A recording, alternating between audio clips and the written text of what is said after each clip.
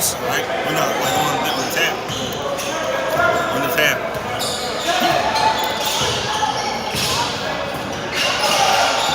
Let me go. Let me check on it. Yeah, it still say. Yeah, it still say built-in microphone. Oh.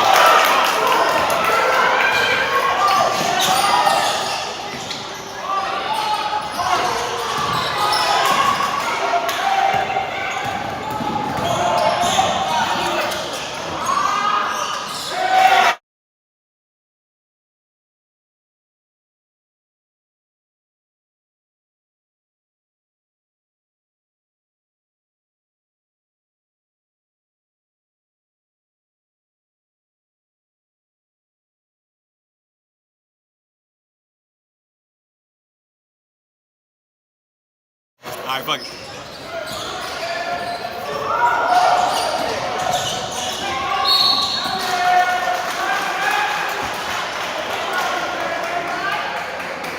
Josiah Johnson will go to the line for 2. He's already got 2 points tonight. 10-8 lead here for Eastside.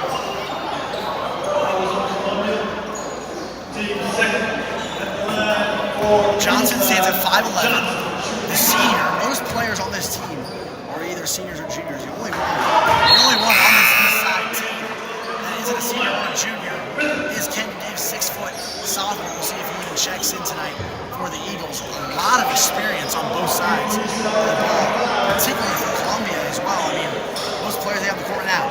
CJ Jacob, at the top of your screen right now on the near side, he's a senior. You have Devin Nelson, he's a senior. This one all through rebounded by Zaire Muhammad, he's a senior. And comes Nelson.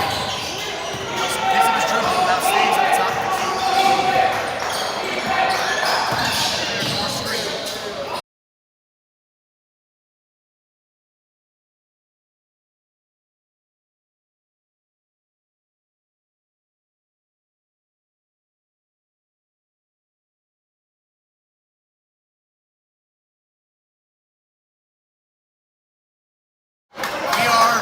Second half action, Columbia 26, Eastside 21. I'm Brooks Thomas, and thank you so much for joining us for the SWD Showdown here on SWD TV. And we start off quick with a 3 missed by PK. And this one tipped back in. That is Jay Smith. Here's Zane Muhammad. That wasn't Jay Smith. We got the wrong name from the scores table. Thank you very much. I thought I was wrong. We are good. This one. Good pass inside. Layup good to go for Christian Gatewood. Gatewood has a tough responsibility while facing the 6'10 senior center in Big AAB. That's his name. That's how they're calling him. Big AB 6'10 senior. This one, PK King, swing it out. Held up by CJ Jacob. Back to Devin Nelson. One more to Zayn Muhammad. 7 left on the shot clock. Go to Big AB, intercepted. Not a good pass at all. And here comes the last break. Top step, that's going to be a walk.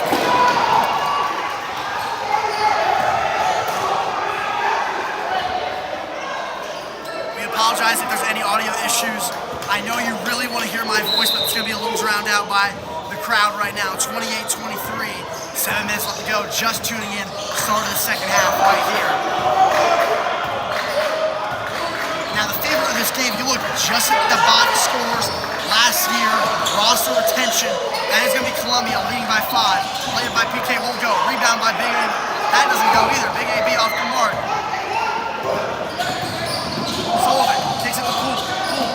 Righty floater. Rattles around the rim and goes in. Turbo offense here. Quick layup, won't go. Rebound again. Gatewood's been all over the glass. Layup, foul. That'll be King picking up the foul.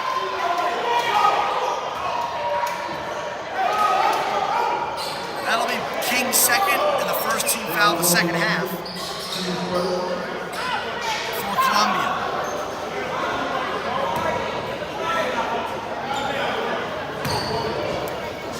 Shooting on the line is Josiah Johnson. He misses the first.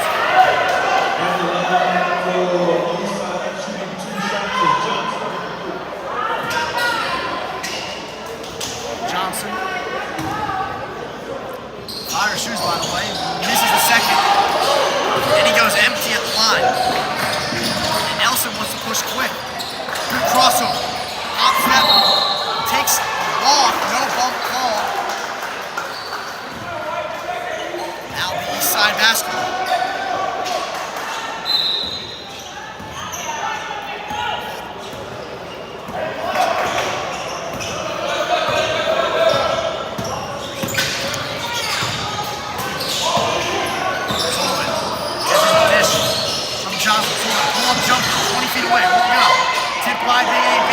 Rebound by King. Quick pass up to Muhammad, who lays it home. And the quick Columbia catalog continues.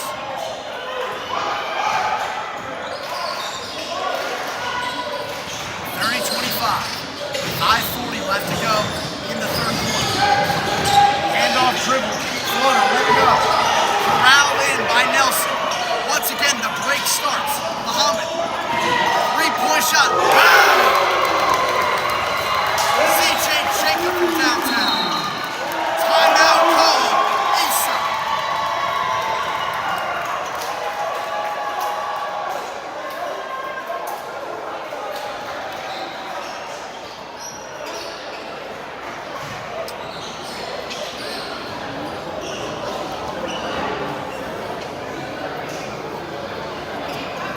Don't miss the 2025 Hawks Naismith Tip-Off Classic on Saturday, November 22nd. 6 great high school basketball matchups, halftime contests, free t-shirts, and more at Holy Innocents in Atlanta, Georgia. Visit hawksnaismith.com or scan the QR code on your screen right now in the bottom right corner to get your tickets today. One more time, visit hawksnaismith.com or scan the QR code on the screen right now to purchase your tickets today. 33-25, 5:22 left to go. One thing that's been consistent, not only with this game, but the SWD Showdown, has been the quick and true offense of each team. Columbia is pushing the pace, and they're doing it quickly. They love to run the fast break. That's what made them so successful last year, and it's been the play of their big men as well. Zayd Muhammad, 6'8", number 22. He's coming on the left side of your screen, right about the three-point spot. He is listed as a shooting guard, 6'8". He's the second tallest player on the team. And Big AB, who's on the court, he's off your screen right now. He's about, right now, kind of pushing towards midcourt. You'll see him in a second. He is listed at 6'10". And he is one of the foundational pillars on this team. This one's swatted away by Nelson.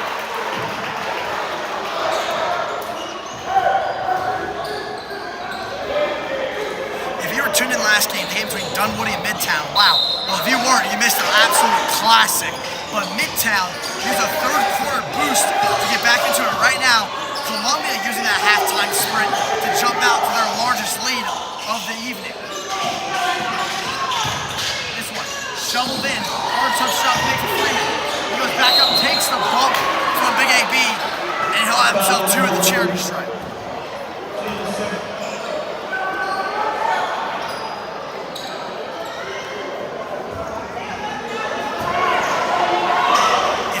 Tuning in online, we apologize for the technical difficulties, but when that November 22nd time rolls around, you don't have to have difficulties on the technicality side if you just buy your tickets and come to the Hawks Naismith Classic or come to the SWD Classic that they have every single year. You don't have to worry about technical difficulties, and this is my first time here, and it is one of my favorite events, not only what I've heard from my friends and a couple people that have tweeted about the event, but just from knowing Atlanta basketball and knowing Georgia basketball as well.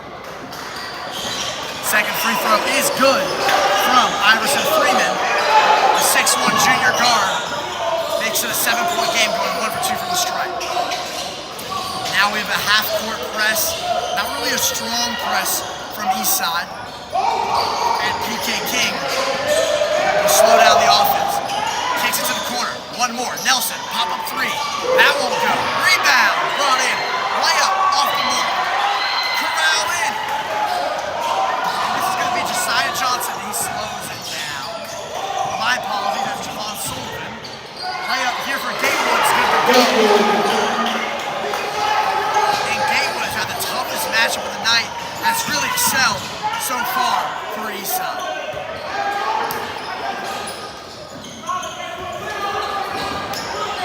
Jacob shovels it to King. Pull-up jumper from Muhammad. Gets hit on the hand, they don't call a foul. And he's a little hobbled up with a 2-point jumper. It's good to go for Muhammad. And watch that right ankle of Muhammad. You'll see him right around the paint now going to the corner. He's a little shaken up. Gatewood on Smith. Spins. Drive here. Another spin. Hits the deck hard as Smith. No foul call. It'll be a 2-point layup made by Sullivan. Timeout called by Columbia. And Coach Miguel Johnson is upset with the call. He's gonna plead his case, and he steps away from the team huddle to talk with the baseline official. He's near the center circle, right at the 10-second line, and he's gonna plead his case. Of course, it's not really gonna change anything, but you'll hear the express from the baseline ref, and the diatribe is over.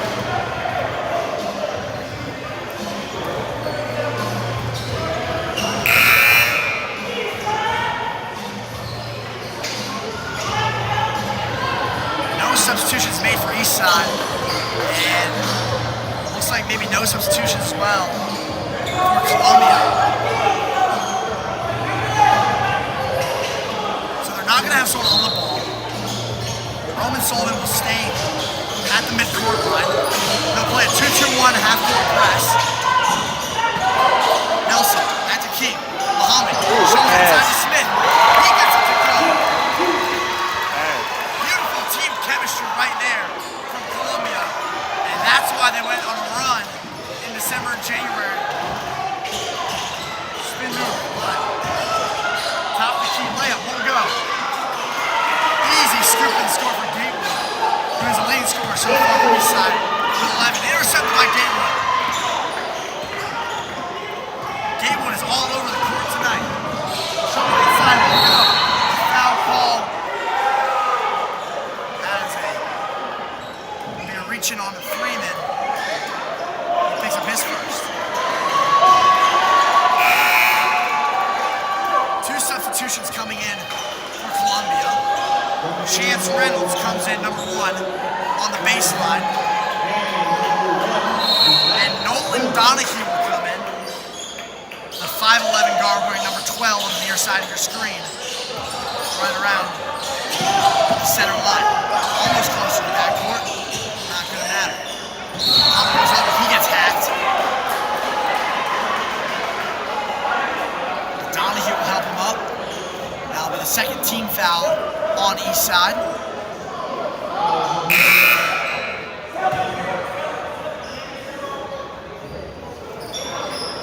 Best part about having the gym sound, well, you get to hear some of the fans' complaints. Get a little more of the gym as well. You like more of that natural basketball sound.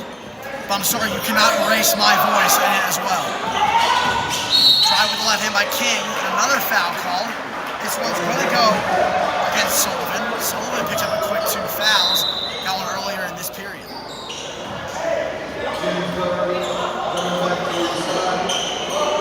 I also have to shout out the ref crew tonight. They have been working a long shift.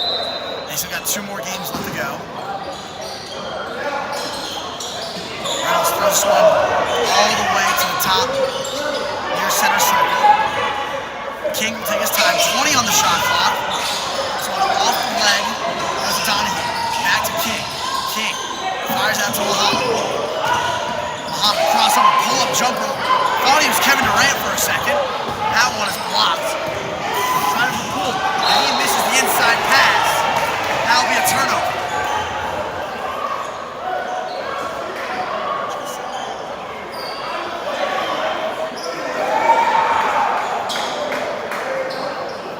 Fun fact, Kevin Durant, career high in Atlanta, 56 points. I was at that game, and he hit about 4 shots moving like that. So with his size advantage, Muhammad, I don't blame him for throwing up a shot like that. You know he can make it. Why not take it if he can elevate and celebrate? Here's Donahue. First minute of the game, second time on the ball. Reynolds. The junior point guard drives in, right-handed, goes to the corner. Thought he was going to pull up, hesitated. Smith will take the half and the foul. Looks like Gatewood will get a call there. He's been all over the place tonight.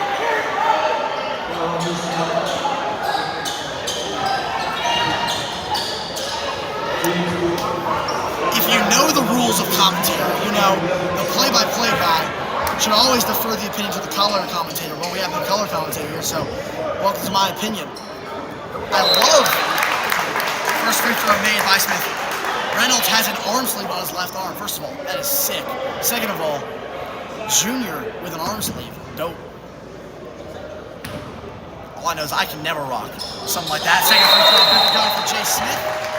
And now making it 39-32 ball game. Thank you so much for tuning in to this broadcast of the SWD Showdown here at Southwest DeKalb High School on SUV-TV. We want to thank you so much for tuning in, not only if you're a fan, family, or friend of Eastside or Columbia, but tuning in general to one of the best events in all of high school basketball. I'm Brooks Thomason, giving you the color and the play-by-play on the worst mic you'll ever hear on a coverage so far. Pick up dribble right here on the left wing. Johnson, Josiah Johnson, cross on the left, cross on the right, misses everything but the net, but no 2 points. King, Reynolds for three, off the mark. Offensive rebound, shoveled out, stolen, lost the ball. Here comes Chaos, dribbling back out to King, and he's going to settle it down. 117, 115 and counting here in the third quarter. Tied largest lead tonight for Columbia. Driving by King, pull-up jumper, off the back rim, rebound, and quick pace here. Picked up Davis. Davis drives in, ripped by Reynolds. 3-on-2 fast break. King gets tripped.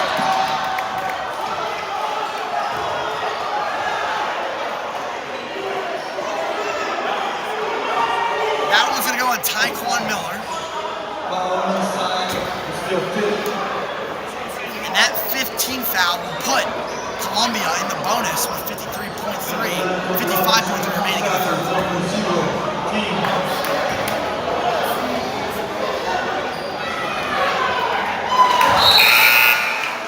PK King, his first name is Princeton, but he goes by PK. He's one of 3 players on the roster to go by a different name than what their actual first name is, PK. Been a solid player, the usual ball handler for Columbia, and he was one of the players helping lead to that 10-0 region record last season. He knocks down both the largest of the night, and he is substitute here for Devin Nelson.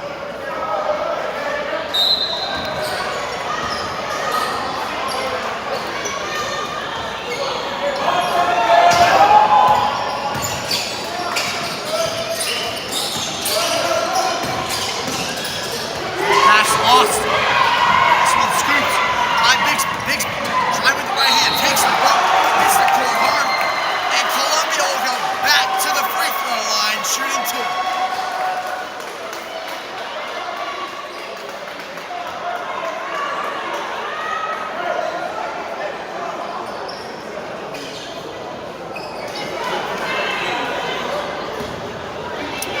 Well, if you thought the third quarter would end, might as well just start with your appetizer now and start with the dinner a little earlier, because this one's pushing you back a little bit. First free throw is up and good. And we saw last game, Midtown used the third quarter to propel themselves back into the game. Columbia using the third quarter to propel themselves right back into an 11-point lead. Largest lead of tonight. Johnson swings it over to Freeman. Freeman hops that dribble. Another turnover for Eastside. Reynolds, 3-on-1 fast break. Hot dribble by Nelson. Won't go. Rebound. Brought in and thrown out to Freeman. He's got 21 seconds. Bounce pass, layup. Good to go. That stops the run. 16 seconds left. Reynolds will slow it down. Call a play. 11.1 and counting. Reynolds works against Javon Sullivan. 1-on-1 ISO. Here we go. Spin. Won't go. Layup. Scoop. Gets it to go. And Chance Reynolds. 45-34. At the end of the third quarter. Do not go anywhere. This is the SWD Showdown here on SUV-TV.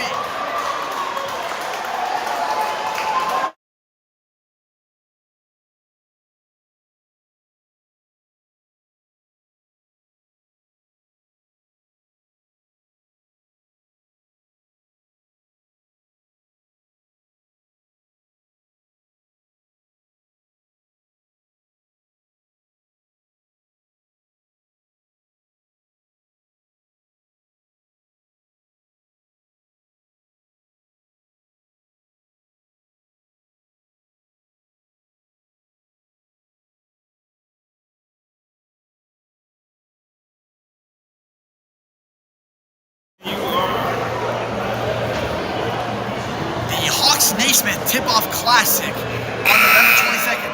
6 high schools competing at the tip-off November 22nd at Holy Innocent School in Atlanta, Georgia. Visit hawksnaismith.com or purchase your tickets on the bottom right of your screen on the QR code. Once again, that's hawksnaismith.com or the QR code on the bottom right of your screen. And with that up, you don't have to worry about the technical difficulties that we're having here tonight. I appreciate you tuning in. But tune in on November 22nd for those tickets. Once again, that's hawksnaismith.com or the QR code on the bottom right of your screen.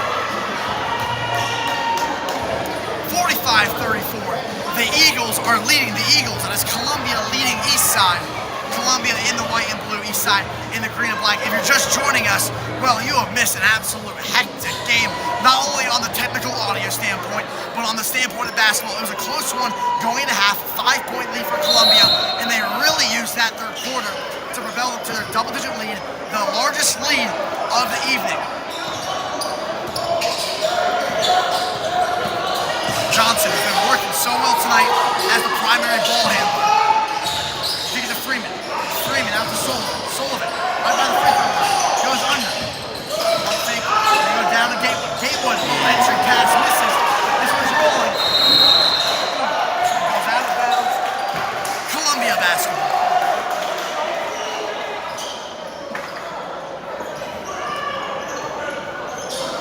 Over on the all black on the sideline, the head coach at Eastside is Dorian Randolph, who led his Eagles to a 16-12 record, but impressive 8-4 record in 4A. An impressive, strong record, particularly for that record out of region. Nelson doesn't like that he's not getting the foul call. So if he finally gets it, they're going to put it on Josiah Johnson.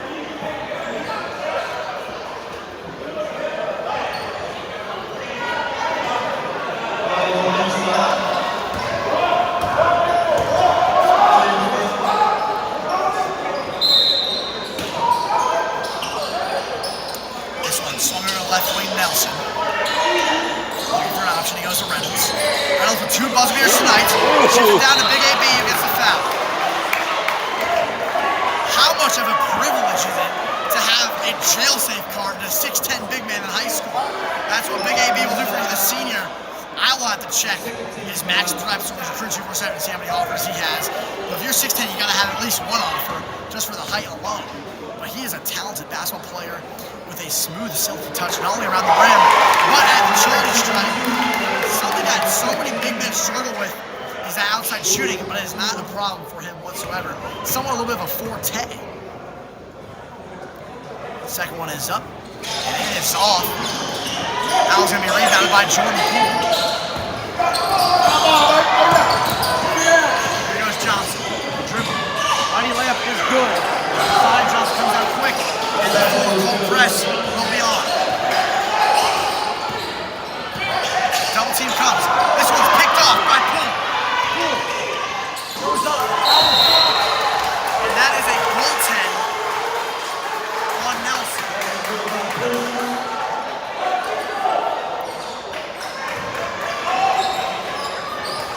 So that should make it 46-38. They haven't put it on the scoreboard yet. Timeout. Columbia. Okay, they finally put it on the scoreboard. I was going to make a comment that if they didn't put it up there and they lost by 2, I would be very thoroughly felt like they'd be robbed, but we're not going to have that problem right now. 46-38 on the scoreboard and on your screen right now. SWD TV proudly hosting this event tonight at Southwest DeKalb High School. We are just getting into the crux basketball season. Eastside and Columbia. This is both their first matchup of the season. There's a couple teams who have had their first matchups. Coming in the next game, McDonough will face Tucker. Tucker is over 1 this season. They lost a 5-point game on the road yesterday. McDonough, this will be their first game. The Warhawks will come in wearing white. Tucker will come in wearing red. But we're worried about this game right now where Columbia's wearing white and Eastside's wearing the black and green. Both teams, their first matchups of the season.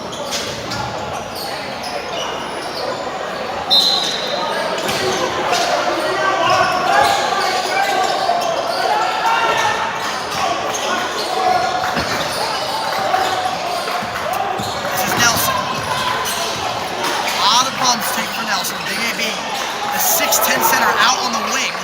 Head up to the 6'8" guard. Goes to Nelson. Nelson, good crossover move. Shovel past the big AB. Who's blocked? Josiah Johnson's been everywhere on the court. He's been pressing, he's been stealing, blocking, whatever you need from him. He's been doing the dirty work on defense. Hop dribble, lost it. To Johnson. Johnson. Gonna go up. Off the glass, won't go. And Nelson will take the foul call.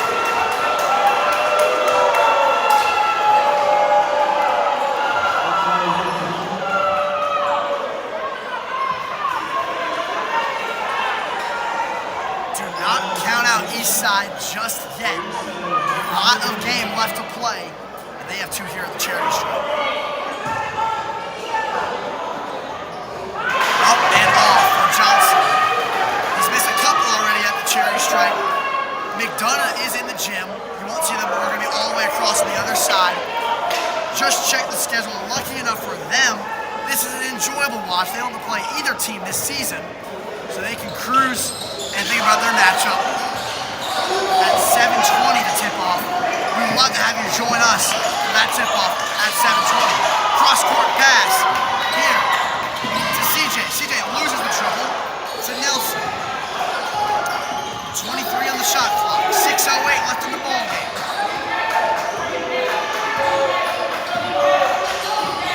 Muhammad over to Piquet. King. Shovel to Nelson.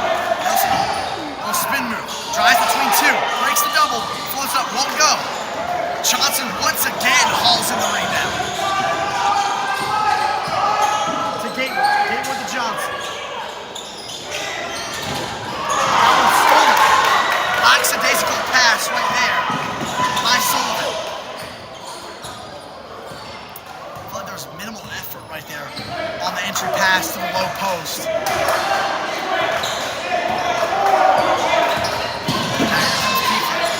Over to Muhammad.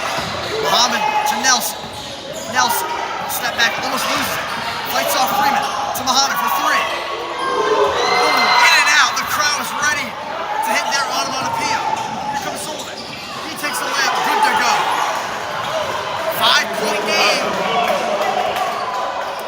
Watch out, ladies and gentlemen. A lot of game left to go. 4:52. 46-41. Jay Smith at the scorer's table. He'll check in for Columbia. Quarter 3. Way off the mark for CJ.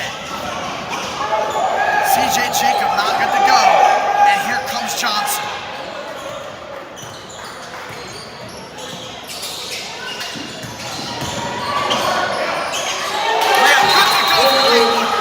Timeout called by Eastside. Down to 3.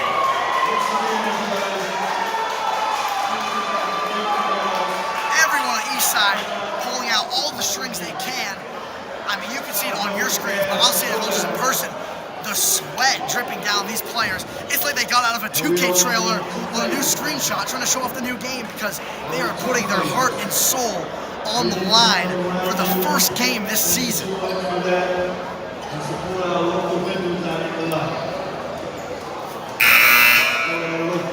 46-43, 4:19 left to go.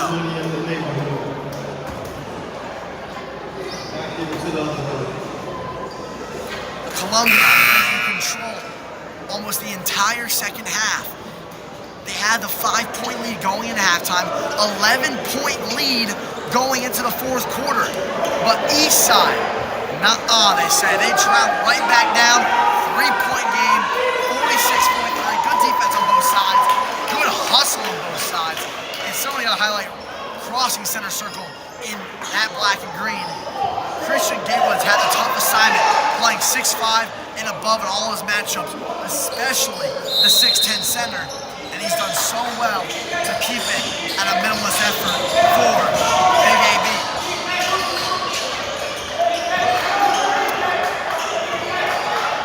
.10 left to go in the game.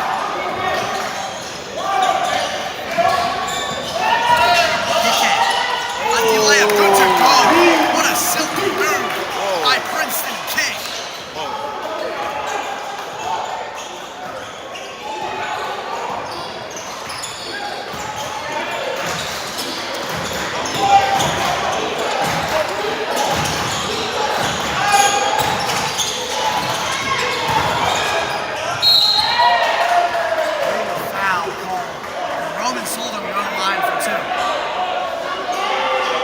Boy, that last layup, we can't show you replay, but PK, Princeton King, like the flies at the bottom of the bag, reached in and went around for the layup for 2. First one rattles home for Roman Sullivan. Roman Sullivan, by the way, number 5, the only sophomore to play, get some action tonight. My guess, his older brother, probably Javon Sullivan, wearing number 2, if I had to take a guess. So the brother's trying to get it done for Eastside. This is the second, and PK grabs the rebound. He drives up the court. They wanted an offensive foul for using that off elbow.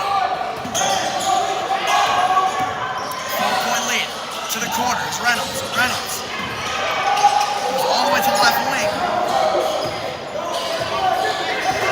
4 out, 1 in for Columbia. Reynolds goes low block to Muhammad. Won't go on the hook. A little slide right there by Gatewood. Maybe gets rid of the travel. Inside pass. Layup. Goes in. It's a 2-point lead.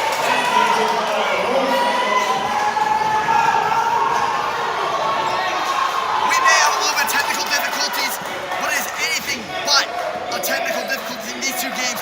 A classic, once again, happening here.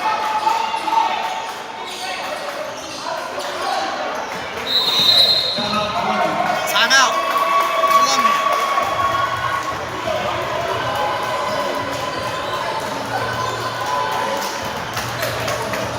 48-46.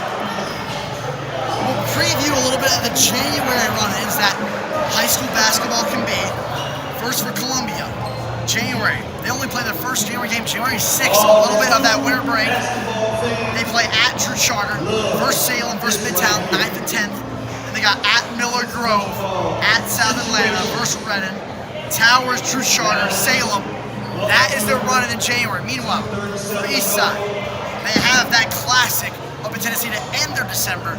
But in January, they start the 6th ball against Walnut Grove, Madison County on the 9th, Cedar Shoals on the 13th, Flowery Branch on the 16th at home. The 19th to be determined on the MLK Classic. East Forsyth at East Forsyth on the 23rd. The 27th of January, First North Coney at home. And then Walnut Grove, they'll play them on the road January 30th. And then that end of February schedule, both teams playing 2 to 3 games to round out, to finish out for their playoff brackets. I'm Brooks Thompson. Do not go anywhere. Do not change the channel. Do not change the live stream. Do not change the web link. This is exactly what you need. 48, 46, 237 left to go. A classic between 2 ranked teams in Georgia. CJ Jacob. Charge! They call a charge. Josiah Johnson puts his body on the line, and he gets the charge. My first glance, I even thought he was in the restricted area, but maybe just outside. I'm a little bit up here in the cruise that's right by the iPad. I thought he was there, and they call a charge.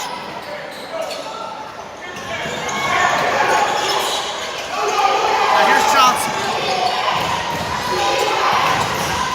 Muhammad on 3.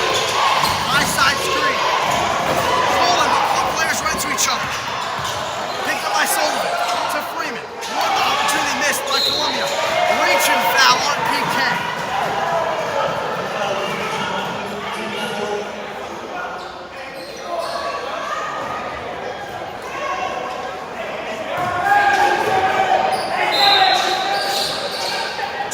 Seconds on the shot clock.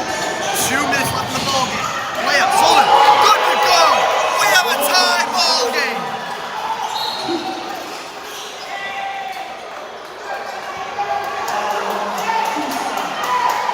PK Johnson, a little bit of trash talk happening between number 0 and 3. Foul call on Johnson.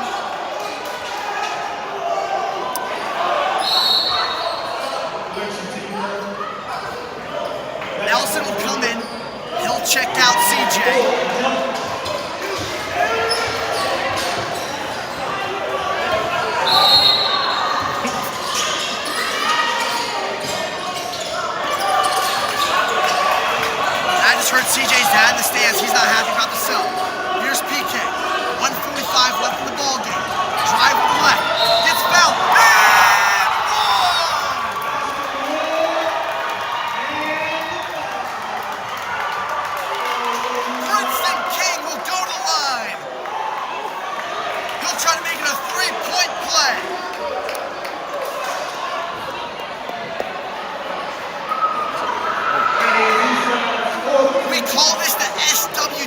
Showdown for a reason, ladies and gentlemen.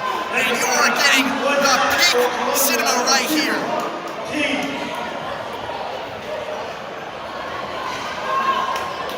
King at the line.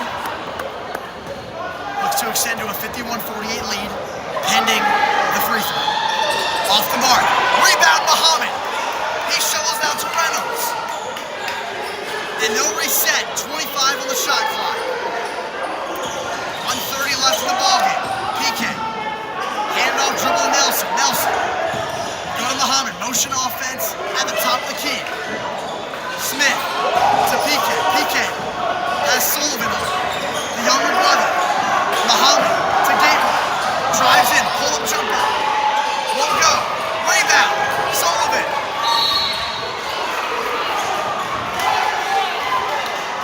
They call. Looks like a blocking foul on Jay Smith. And I think Sullivan will now go to the line shooting 2.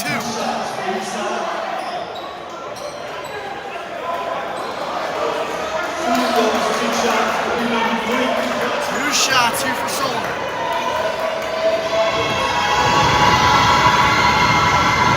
A lot of noise coming from the home end.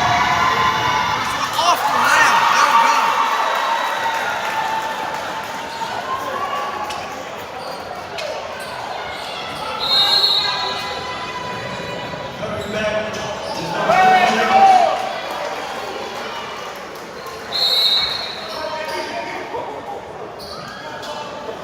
Poole will come out. Sullivan will come in.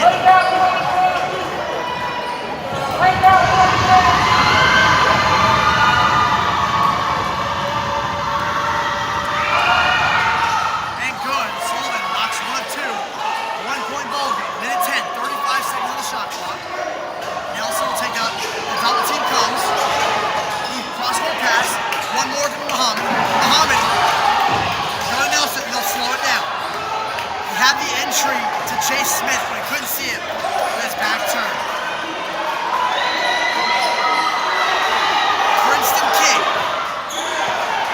doesn't use a screen. Goes opposite side.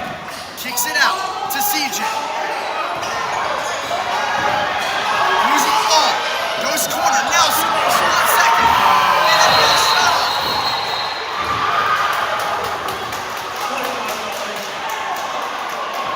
34.8 on the clock. 35 on the shot clock.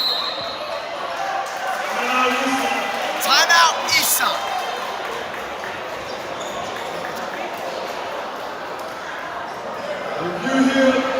And for good measure, if you're tuning us, don't go anywhere. But on November 22nd, at Holy Innocents Despicable School, the Hawks Naismith Tip-Off Classic happening in Atlanta, Georgia at Holy Innocents Despicable, November 22nd. 6 high schools battle out. You do not want to miss that. Visit hawksnaismith.com or purchase your tickets in the bottom right corner. Once again, hawksnaismith.com or purchase your tickets in the bottom right corner on that QR code.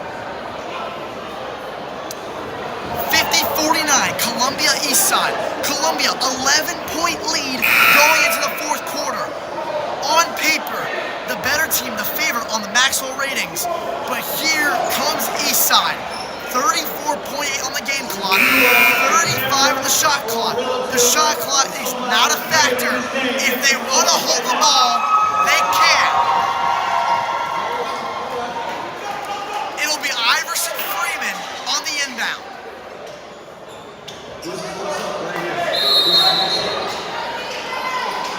He goes to Josiah Johnson. Johnson works slowly. 30 seconds left. Loud chance of defense. Goes to Gatewood. Back to Johnson. Here's Sullivan, the sophomore. Goes high. One more to Deanwood. Deanwood goes up.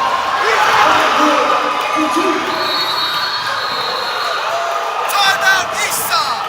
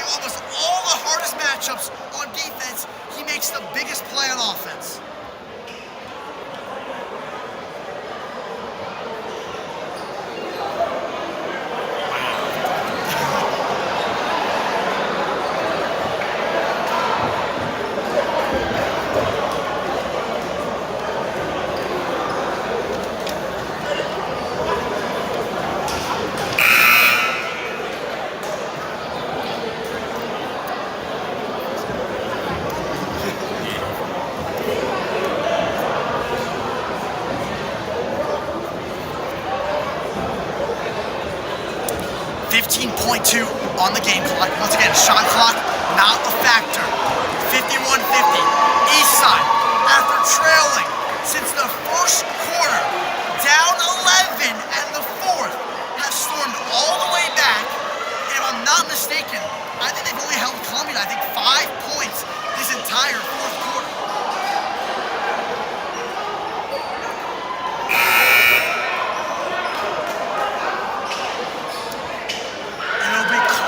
Jacob on the inbound, CJ.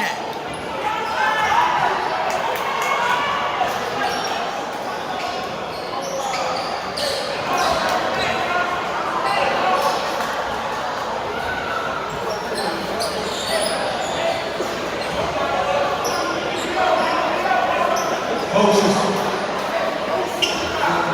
McDonough and Tucker, please, by all means, we're begging you at this point, please have your books completely ready when this game ends. Please, representatives. Thank you so much. Stars marked and everything. This is a long delay to get this inbound in. The tension keeps building. Jay Smith followed Gatewood to his coach's instructions, the assistant coach. The crowd is absolutely on their feet in about 5 seconds. Here we go.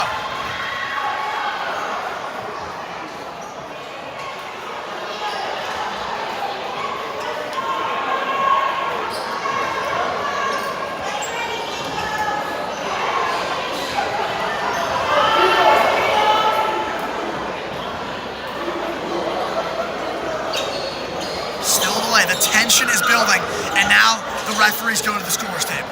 Wow. If the tension could not mount more, well, I bring you another problem to make this game delayed even further. We even had the PA announcer tell the other team, McDonough and Tucker, y'all better be ready by the time this game ends. We're going to launch it up immediately. So we might see a lot of missed shots in that McDonough-Tucker game. No time to warm up. So take what you can. Now you just got to go off all your memories in the gym, practice shooting, but we're worried about what the shot can be here for Columbia. This could be a heartbreaker. The heartbreak kid, not Shawn Michaels, that could be Christian Gatewood with that layup with 15.4 seconds remaining. The clock is at 1:55 right now. That is why there's a delay. Now, there's a Let's Go Eagles chant. And it is for Columbia. Both teams are the Eagles. So maybe it's rooting for both right now. It is 1:55 on the scoreboard right now. The time is 1:55. It's supposed to be 15.2. They put 15.5 on the clock. The referees finally figure it out. They're stepping back to the court. The whistle goes. Here we go. High screen by the line. PK picks it out. He's got it. Coach would have pushed it up. Nelson. 10 seconds remain. 7 seconds. PK drives. Goes to Muhammad. Muhammad goes. Pull-up jumper. He's got it. He's got it. And Columbia goes. And they knock off Eastside. 52-51. What a thriller here in Southwest DeKalb High School.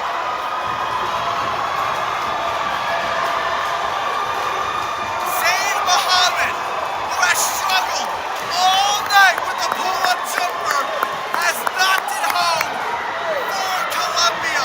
And the Eagles move to 1-0 this season, while Eastside will fall to 0-1. What a game here on the SWD Showdown here on SUV TV.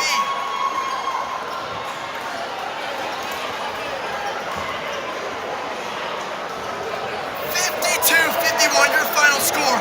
Do not go anywhere. McDonough will play Tucker next here on SUV TV at SWD Showdown. I'm Brooks Thomason. Do not go anywhere. Zayn Muhammad, your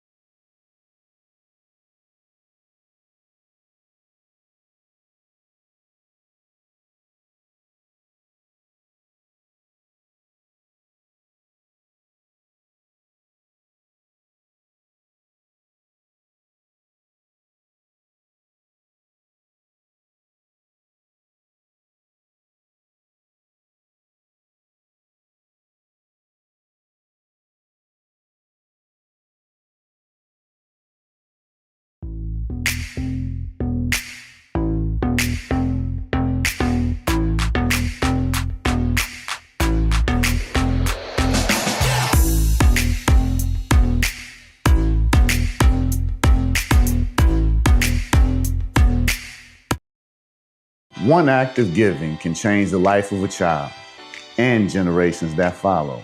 This is the ripple effect of mentorship, family, and community. Changing lives, one act of giving at a time. Well, it's a good thing that they are trying to get like young black kids off the street, because nowadays everybody just wanna pull triggers, so that's a good thing. It feels great for men to give up their time for their young kids. So a lot of our students, period, just don't have fathers in the home or positive male role models around them because they don't really know how to communicate with them. They don't interact with a lot of men. We sat down as a leadership team and just talked about, you know, what our vision was for the school. And one of those things was to get some male mentors and male role models in the school to work with our students and just know how to interact with men. But we need to partner with them, and they need that interaction with men. A group of men who have decided to raise their hand and step to the front of the line and do everything possible to make sure that we wrap our arms around the community, in particular our young people. Be the drop that creates the ripple. We need you to give to 100 Black Men of DeKalb County. Thank you in advance for all your support and all that you plan to do for 100 Black Men of DeKalb County.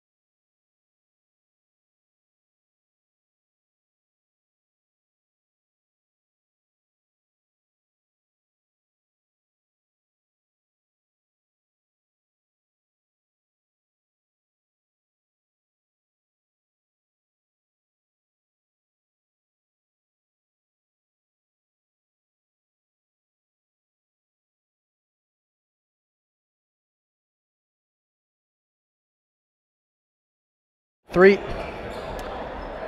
Good evening and welcome to the Southwest DeKalb Showdown here in Southwest Cal High School. I'm Brooks Thomason, joining you for the 6th out of the 7th game here at Southwest Cal High School. We have McDonough, their first game. They're in the black against Tucker. They're in the white. Tucker 0-1 this season, head coached by James Hardy. Pull-up jumper, good to go. That's McDonough. That's Michael Johnson, the 6'3" wing. Will score immediately to open up the scoring for McDonough. There's a loud gym already. The McDonough cheerleaders helping. 3 ball. This one off the mark. Thrown up by Vance Wilder Jr. Now here's Christian Jackson. Dribble handoff. And this one right here to Michael Johnson. Johnson, back to Jackson. Jackson, left-handed floater, blocked. Corner 3, Caleb Young, won't go. Rebound and foul. Kennedy Jackson, the 6'7" senior, weighing 280 pounds. Back in the paint, hauls it down, and he'll go to the line shooting 2.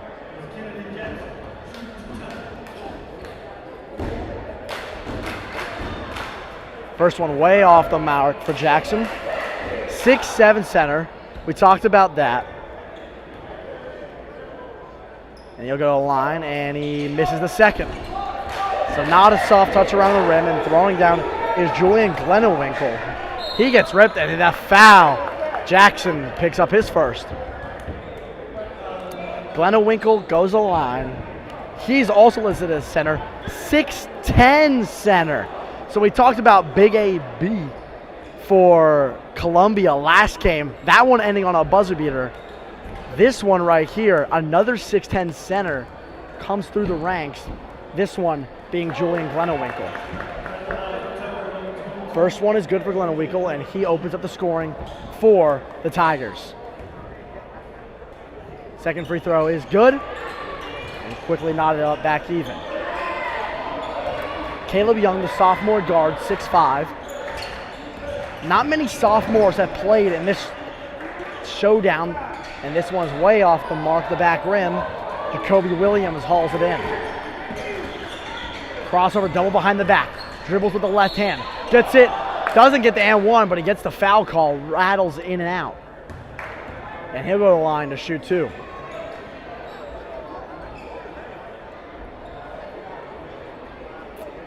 Jacoby Williams, 6-foot senior guard. Number 3 on your screen. Tucker in that red and white. We talked about their first game. They faced Chambly yesterday. They lost 77-72. And that one rattles out. First free throw off the mark for Williams. They lost 77-72. It was a close one all the way to the mark. I mean, the game tells you exactly what you missed. It wasn't a comeback made by Tucker. It was right there, and that one slipped up. A couple of younger guys on this McDonough today. They do have 2 sophomores. We'll see if the other one, Malachi Washington, the 6'7" sophomore forward, will appear in action tonight. This one dropped off to Jackson. What a catch and what a delivery made right there by Michael Johnson. That might have been Carrington Moore. My apologies. What a pass by Moore. And now he's guarding up on Sterling Pritchett. The spin move by the 6'10" center. Looking a little nimble, but it's off the mark. And Christian Jackson will now push the pace. Dribble handoff here to Caleb Young. Moore on the right wing. Pick and roll action, deflected out. Good active hands. And this one actually off the hands, they're saying of Jackson, now be Tucker basketball.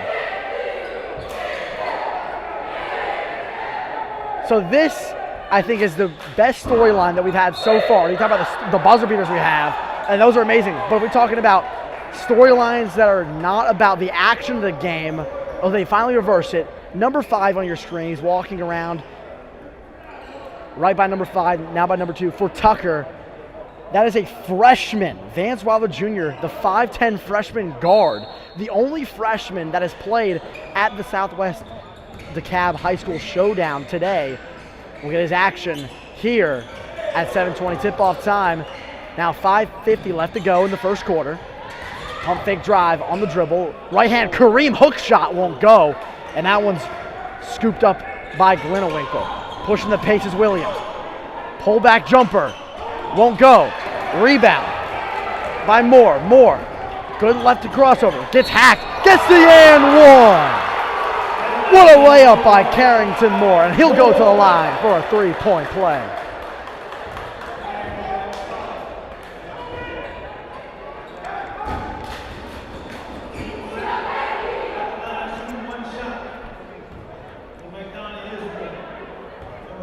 So the free throw's up, and it's good. So the 3-point play by Moore is successful. This one dished out to Wilder. Over to Adrian Johnson, pull-up jumper. That one's way off the mark. Rebound, Pritchett.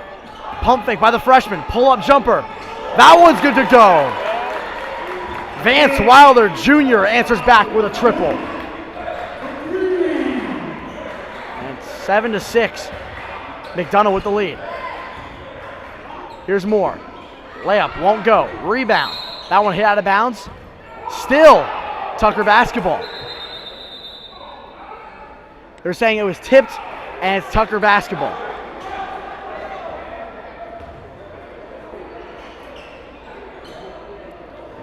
So this Tucker team is all over the place with classes. On the ball right now, Jacoby Williams, the senior.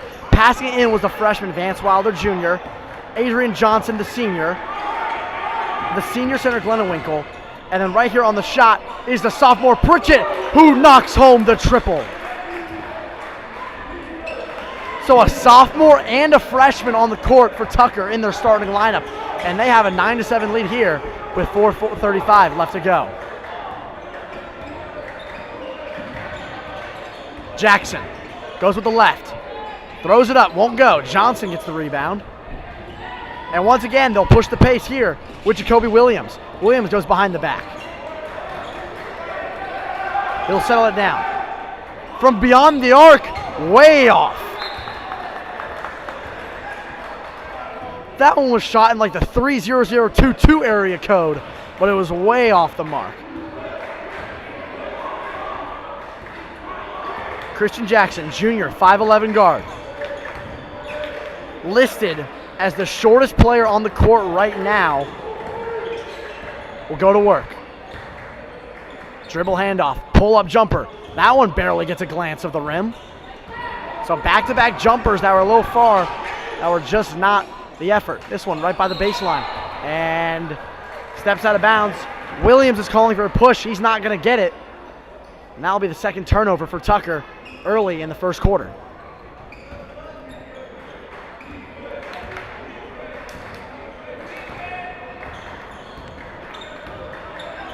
Here's Jackson. Swing pass, one more. Corner three, way off the mark. And remember when I said the warm-ups, they had very little warm-ups after the game between Columbia and Eastside. Took up way too much time. It was an instant classic, but the warm-ups were delayed and they weren't as thorough because they needed to start playing for tip-off time. Here's Williams, top of the key. They go to the corner to Wilder. Corner three. That one's off the front of the rim. Rebound. Hauled in by Moore. First game of the season. Bounce pass back to Moore. Floater. That one's off the mark. Jackson can't haul it in. It'll be Johnson.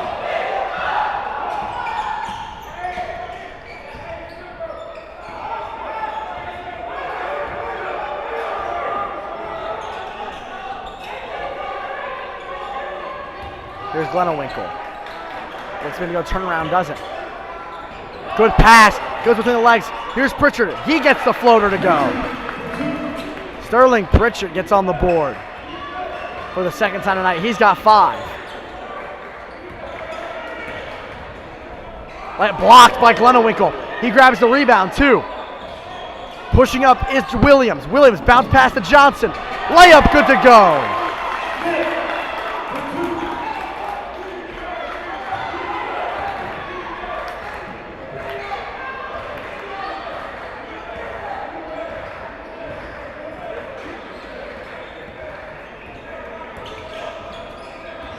Here's a drive by Moore, ripped, and that'll be McDonough basketball.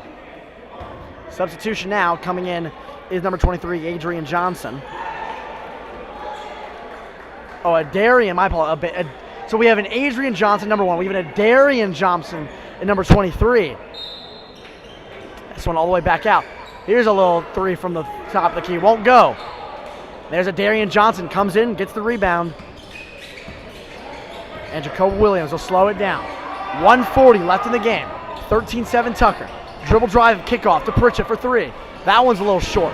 Rebound and hacked. Elijah Drummond gets the whistle for McDonough, and the foul will go on Jacoby Williams. His first. Head coach for the McDonough Warhawks is Donald Watkins. The one standing right by the official. That right there is a former player. I can tell by the height. I mean, if he's not, then I had to question what he was doing, because that is a former hooper. Not only just height, but being the head coach, you got to have the brains as well. Floater, runner. That one's good to go for Caleb Young. Sophomore guard, 6'5".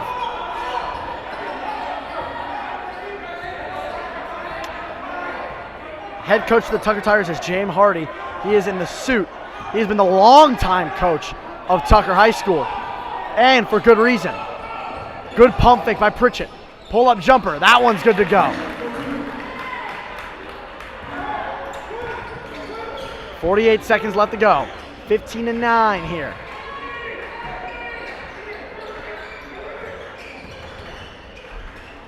Jumper. That one's good to go from downtown. And Carrington will get that home to 3. Carrington Moore been a spotlight so far for McDonough. And McDonough cheerleaders look to cheer on the Warhawks. 15-12. Shot clock and game clock statistically match up right now. So this one will be held for the last second shot Tucker will have a 3-point lead pending what happens right now. Hesitation move. Goes around. Kicks to the corner. Johnson for 3. Misses. And that'll be the end of the first quarter. 15-12. Tucker has the advantage after 8 played here at Southwest DeKalb High School.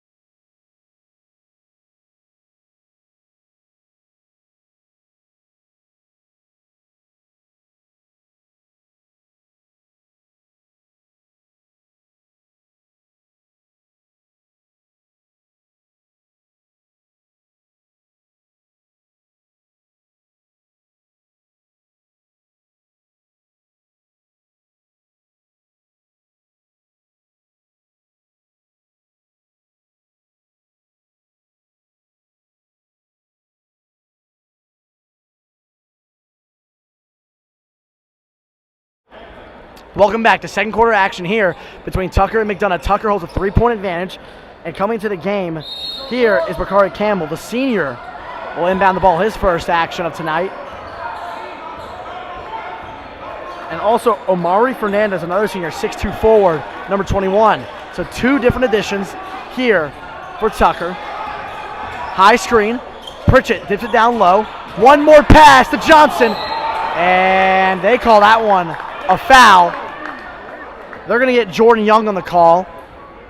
He'll go over to the bench, hear what the instructions are. But Adarian Johnson will go to the line, shooting 2.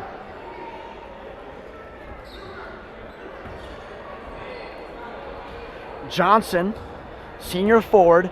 We actually did not get a listed height for him. If I had to guess, about maybe 6'4", 6'5". Good length for the senior. Knocks home the first. Tucker started their season 0-1 with that 5-point loss against Chamblee. But Tucker has been a perennial good team. That's why James Hardy's been such a long-tenured coach in high school basketball. 25-7 last season, 16-3 out in 4A. One of the best in that region. Tipped home, no. Another tip won't go. Hauled in here by Fernandez.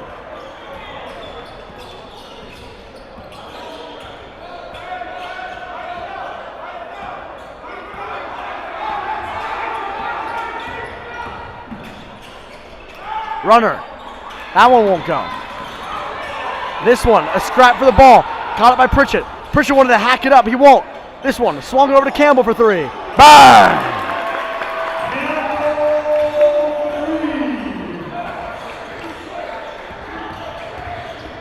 Moore goes right to the attack, and he gets fouled. Moore will go to the line for 2. Something I do want to point out, he's not on the court right now. We'll talk a little bit about Vance Wilder Jr., but he is a freshman once again. The only freshman that has played so far in this classic. First free throw for Moore. That one rattles home.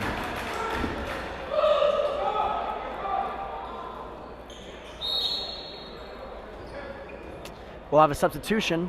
This one is Caleb Young coming off, and Christian Jackson, the 5'11" junior, will come on.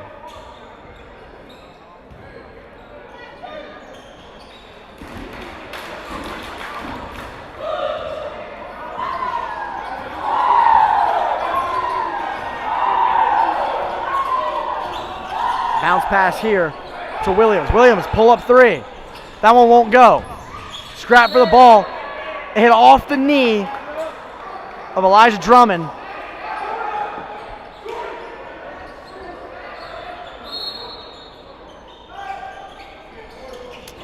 This one swung over to Jacoby Williams. Dished inside. Here, that'll be a jump ball. Great defensive play right there by Jordan Young to wrap his hands around the basketball. And McDonough has the possession arrow. And they'll grab it at the baseline.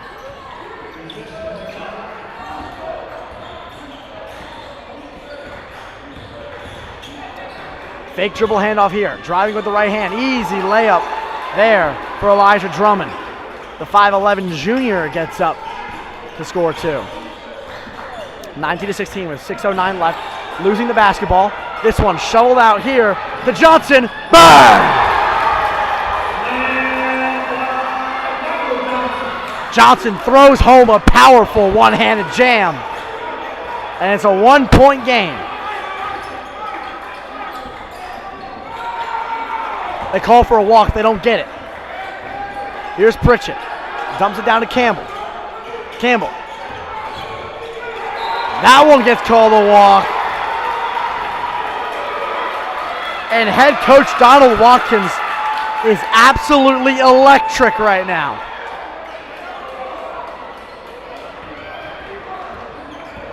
This might be the most people we've had in the crowd all night tonight. Great showings, by the way, from both fans and friends. That one's stolen. Here by Williams. Williams goes up, misses the throwdown. Adarian Johnson almost tore the roof off this place. Timeout, Tucker.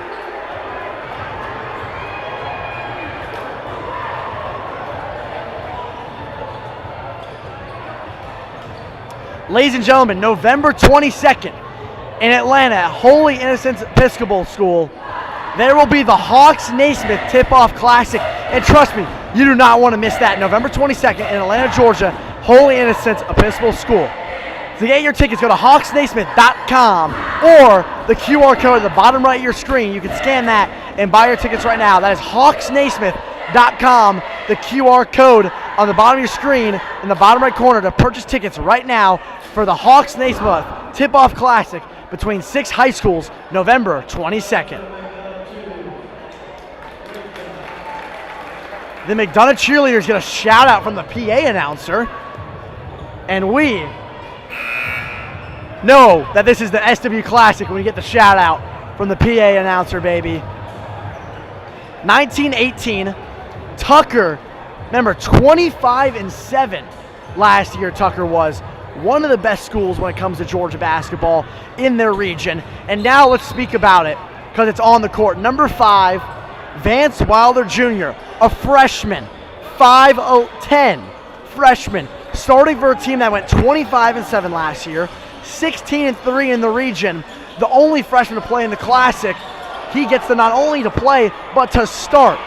This one won't go, tipped away, saved and off the leg, and they're going to call Tucker basketball. Great hustle play there by Darian Johnson. And Julian Glenwinkle, the 6'10 senior, will come in and will sub off Bakari Campbell, who is the shortest player. Tallest for short. Jacoby Williams, the primary ball handler, will come up.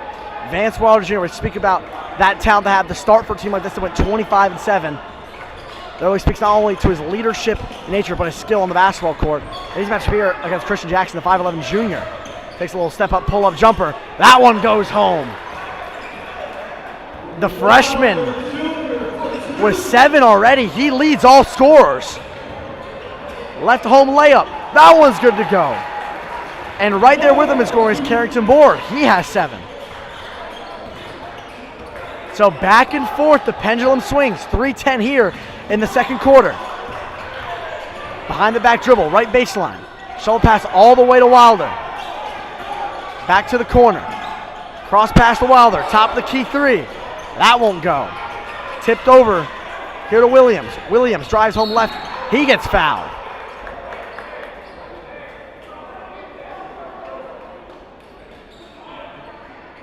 That'll be the second team foul on McDonough. Well, we spoke about how great Tucker is. McDonough 25-6 last season in 2024-2025. So this is the reason for a showdown like this. 2 talented teams combating each other here on the 7:20 tip-off time. 6th out of 7th game Don't miss the 9 o'clock tip-off between Unit Grove and Southwest DeKalb. And a running jumper made by Wilder. He has 9. 23-20. Pushing the pace immediately. Here's Jackson with the scoop layup. That's good to go. McDonough 25-6. 16-2 in 4A region play.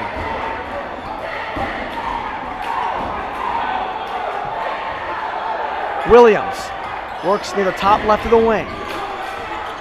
Feeds it inside. What a pass. Missed the layup.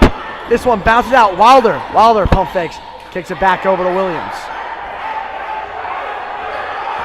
Williams takes a high screen. 3 won't go. Rebound by Jackson. 2-on-2 fast break. Johnson is going to attack. That's going to be a charge. Jacoby Williams, the senior, the veteran play to get his feet set to take the bump.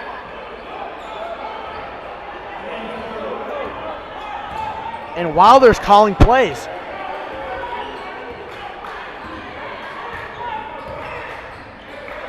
Between him and Williams, the primary ball handlers. High screen, and there's going to be a reach-in call by Drummond. A little push, actually. That'll be his second.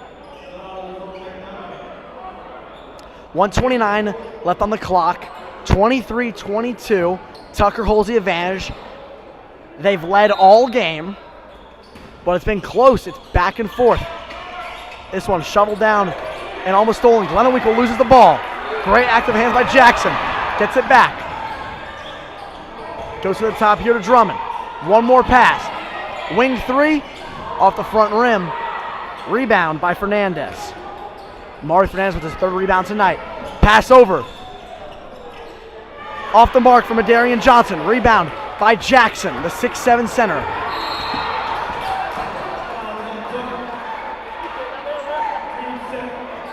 Jackson forces the foul call. Johnson picks up his second. Adarian Jackson, a little bit tough there. Christian Jackson, my apologies. He was talking to the ref while he was getting bumped, and he gets the foul call. Dribble handoff, pull-up jumper. That one's no good. Johnson gets the rebound and shovels it to Williams.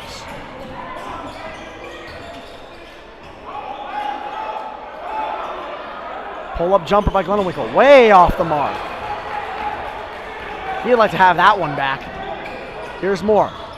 Floater over to the big man. That's good to go. And McDonough captures their first lead of the night. 24-23, shot clock off. 24 seconds left. High school has 35-second shot clocks. So this one will be dribbled out and can decide who's leading here at the end of the half.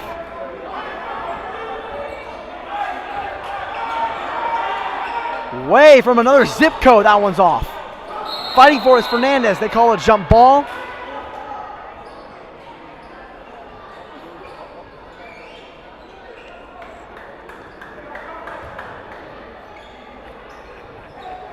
Williams will go under the baseline, under the hoop.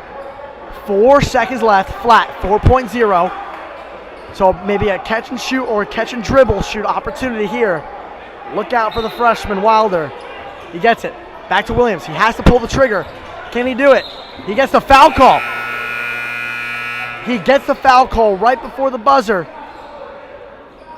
And his patience will reward him. They're going to say about 0.7. It's not in the bonus. Unless I say it's in the act of shooting. It's a block. They're going to have to put time back on the clock.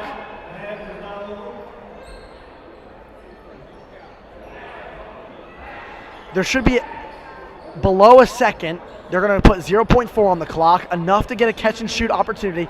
It will be in the act of shooting, so it'll be 2 free throws for Jacoby Williams, the senior, 6-foot guard. He's been on the team all 4 years. Can decide it. Who's winning or losing at the end of the half. He makes the first, ties the game at 24-9.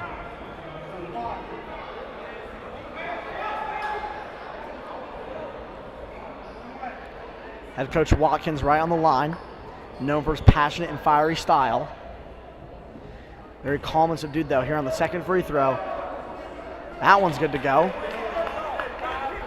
That one is good if it goes. It hits the top of the ceiling. And that will be the end of the half. 25-24. Tucker leads as we go to the halftime break. Do not go anywhere. I'm Brooks Thomason here on SUV TV.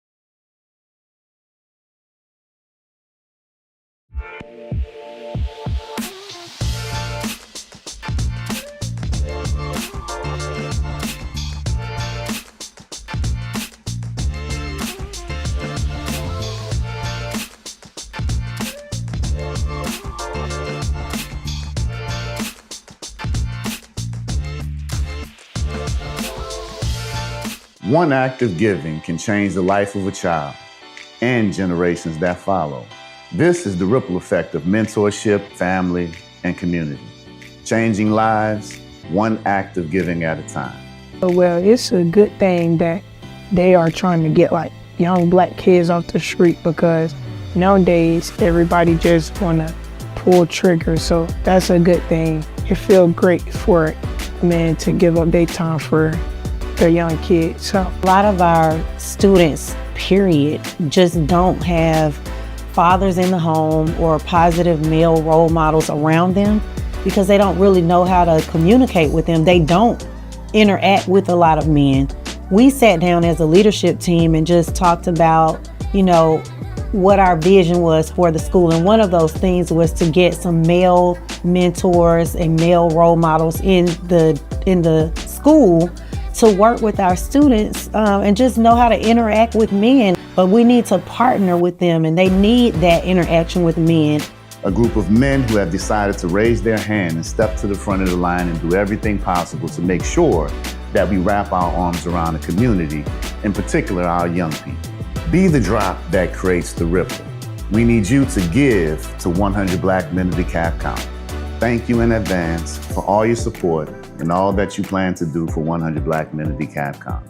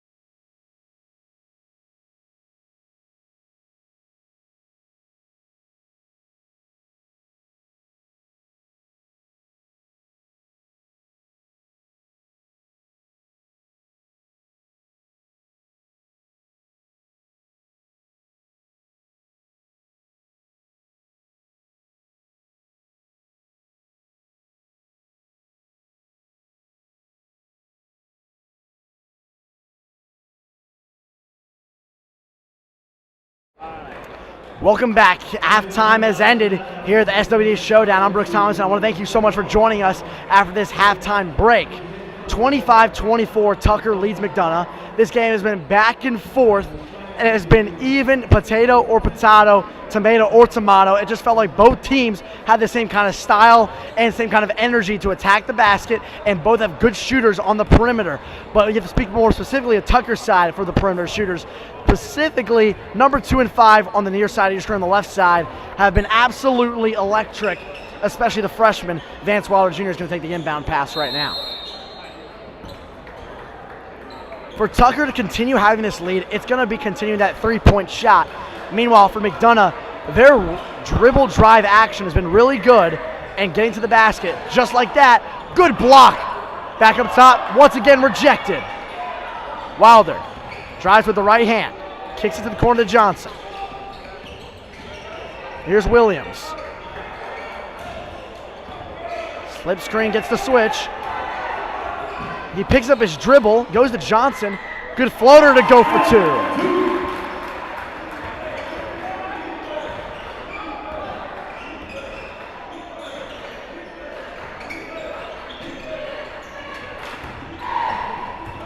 To Jackson. Layup won't go, but he gets the foul.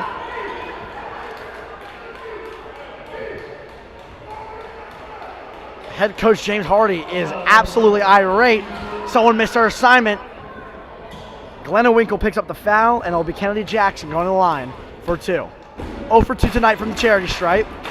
Now 0 for 3. Kennedy Jackson, a very strong center. 6'7", holds a lot of control under the paint area. Very good with his feet as well, but has not made a free throw yet. 0 for 4.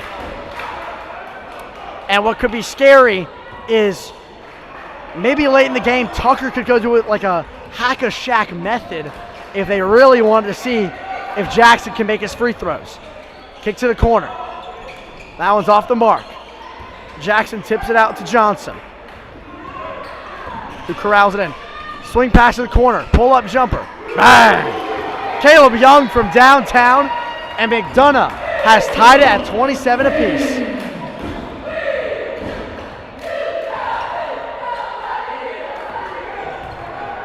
Here's Glenna Winkle going to work. He traveled.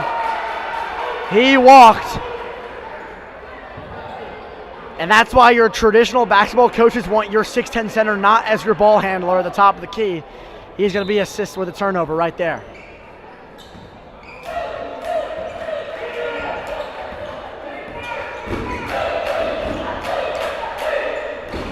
Pull-up jumper off the mark. Wilder pulls it in. And the freshman pushes up the court. Way downtown, off the mark. Jackson hauls it in. And McDonough tries to make some noise like they're cheerleaders. Goes up. He gets fouled hard. Johnson hits the deck. I think he'll get attributed with the foul. And it'll be Carrington Moore who leads McDonough in scoring at the line right here. 9 points so far for Moore.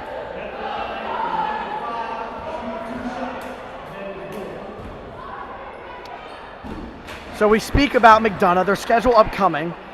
They have Russell County, New Manchester, and Mays in November. All games are not listed as road games, so probably at home unless it's a neutral territory. And then they have a 3-game stretch on the road, Jones County, Woodland, Hampton, December 2nd, 5th, and 9th.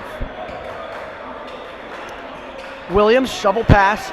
Now here is the freshman Wilder.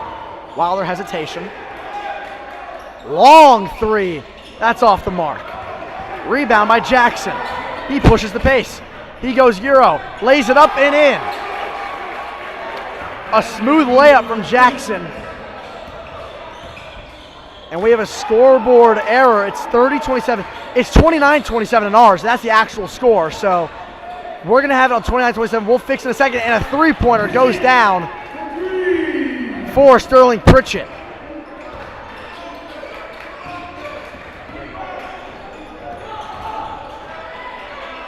Long three-pointer. That's good to go.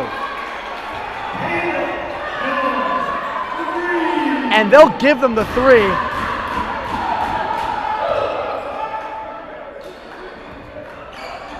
Here's Wilder. Takes the hesitation. Layup. That one's good to go.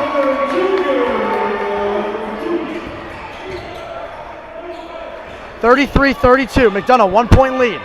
Three-pointer won't go. Johnson doesn't hold in. It's Jacoby Williams who's going to push the pace.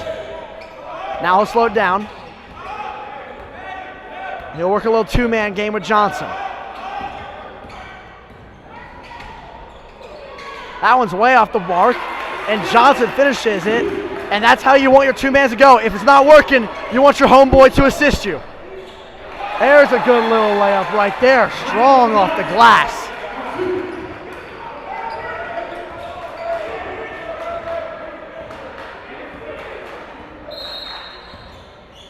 We'll get a timeout. Tucker Hardy wants to talk it out with his boys. November 22nd, Holy Innocents Episcopal School in Atlanta, Georgia. The Hawks Naismith Tip-Off Classic will happen. You will have tickets to go watch 6 of the best high school teams compete in Atlanta. Lots of food that are great. Even free raffle tickets happening there. You can purchase tickets at hawksnaismith.com or that QR code on the bottom right. You can purchase tickets on hawksnaismith.com or the QR code on the bottom right.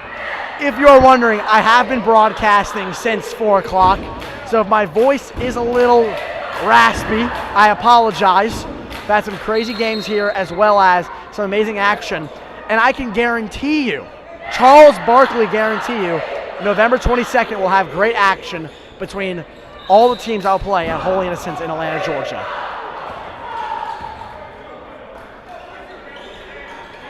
Pritchett goes quick, intercepted with one hand by Moore. He's been the MVP of the day for McDonough. He shovels all the way to the corner. And the Warhawks will calm it down. 4 minutes to go, 35-34.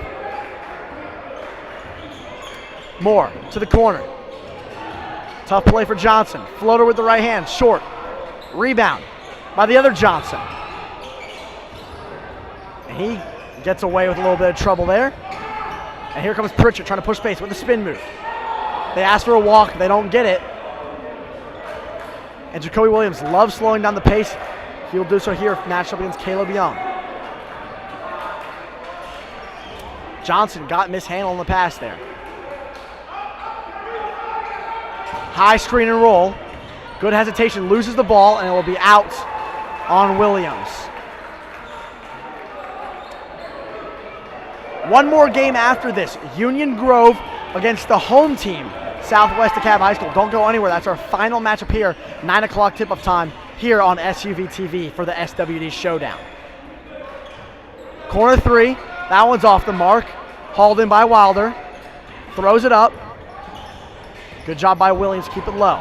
He keeps it low here. He goes through traffic and finishes strong with the left hand.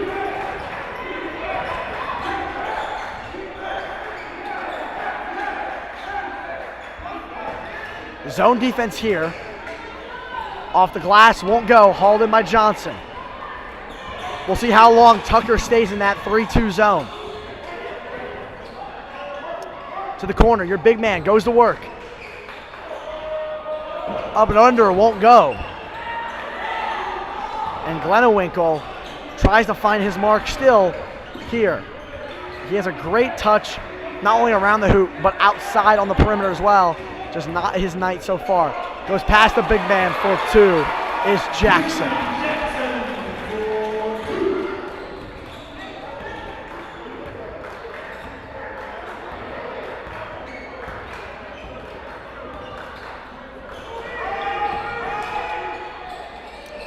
Glennewinkle almost walked. He goes to work. He walked. That's his second time with a travel today. And I think that's his 3rd turnover tonight. And he just struggled on the ball, and Coach Hardy hooks him. Keelan Smith comes in, the 6'5" junior forward.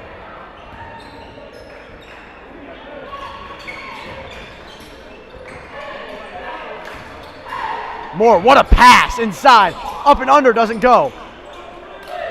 Good rebound by Smith. His first touch of the basketball tonight, defensive rebound. Here to Pritchett. Pritchett, good ball fake. Up and under, won't go, but he gets the foul call. And with 1:32 here, 37-36, Pritchett will go to the line to try to give Tucker back the lead.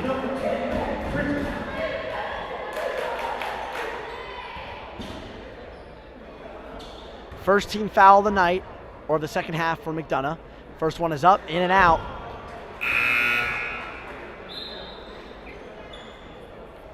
Christian Jackson checks out, and it will be Jordan Young, junior forward, who checks in.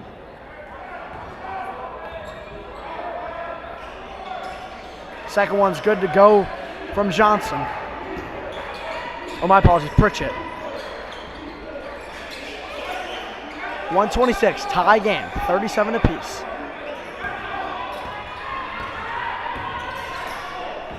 An awkward jumper goes in.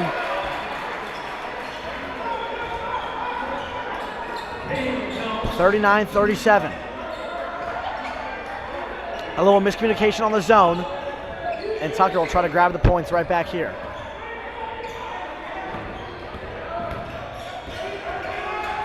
Good spin move. Floater is good.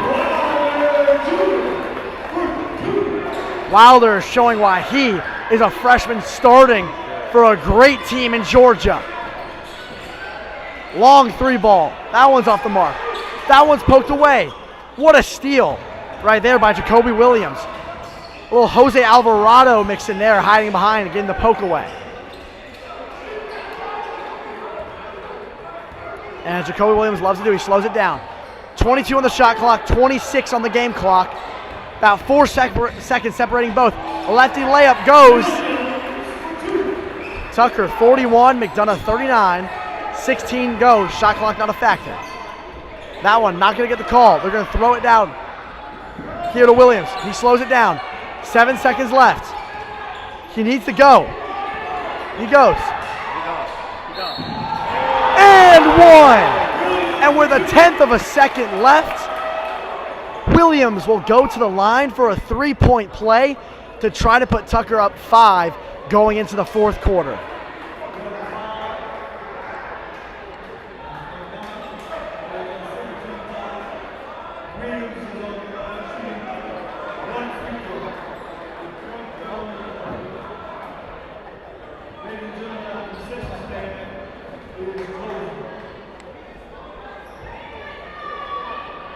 Williams, been such a good point guard all night, will finish the 3-point play, and McDonough will be down 5 going into the fourth quarter.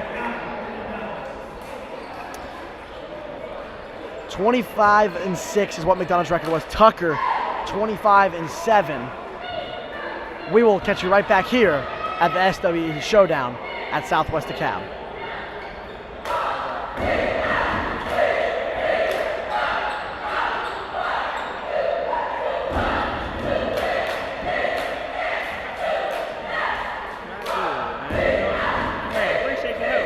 Oh yeah, anytime, my guy.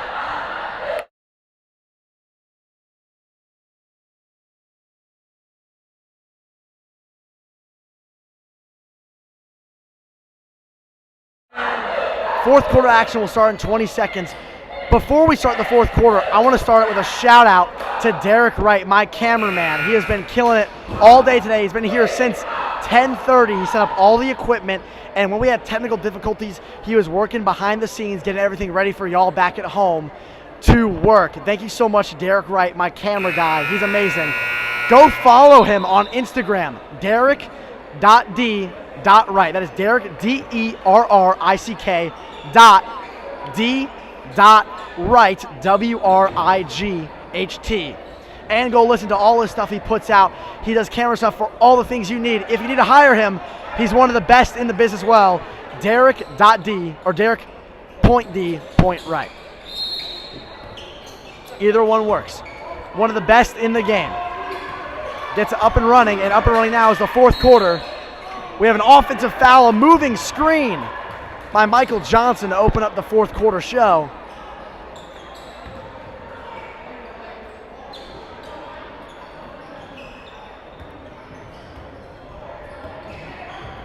Here's Williams.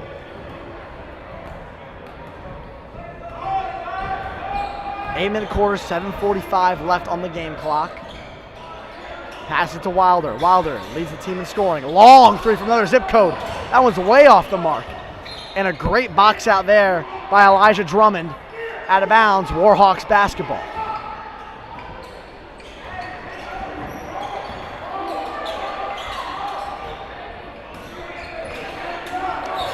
Stolen right there by Smith. Smith, 1-2 fast break. Good step over, and he gets the layup to go. It's the largest lead of the night for either team. Tucker with a 7-point advantage, and it is loud here. You can hear it on my mic. It is loud. Corner three. That one's off the mark. Williams brings it in.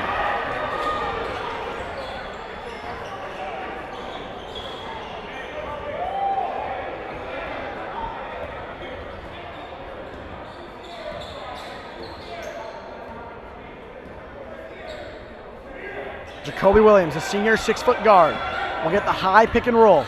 Goes with the right hand, takes the bump, gets it to roll. Williams has been great all night, and he continues his great form. 9-point lead here for Tucker. The Tigers looking to try to pick up the first win of the season after losing by 5 to Chambly later yesterday. Off the mark. This one hauled in by Williams. Foul called on Jordan Young, the 6'5 junior. And checking back in is Christian Jackson and Kennedy Jackson for Tucker, or for McDonough, my apologies. Woo! 6:25, 48-39.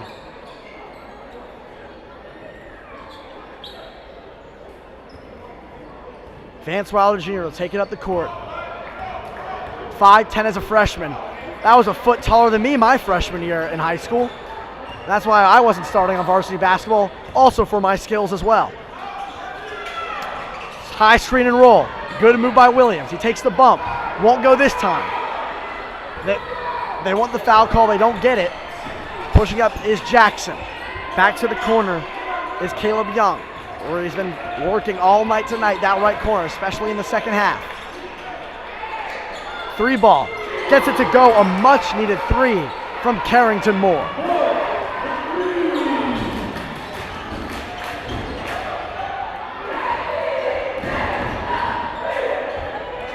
Williams. Corner three won't go.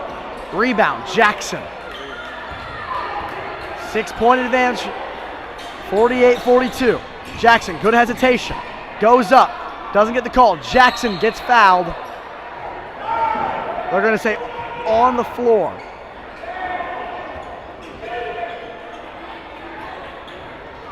Six-point ball game. 2 games ago, Eastside, or my apologies, that was last game actually. Eastside played Columbia.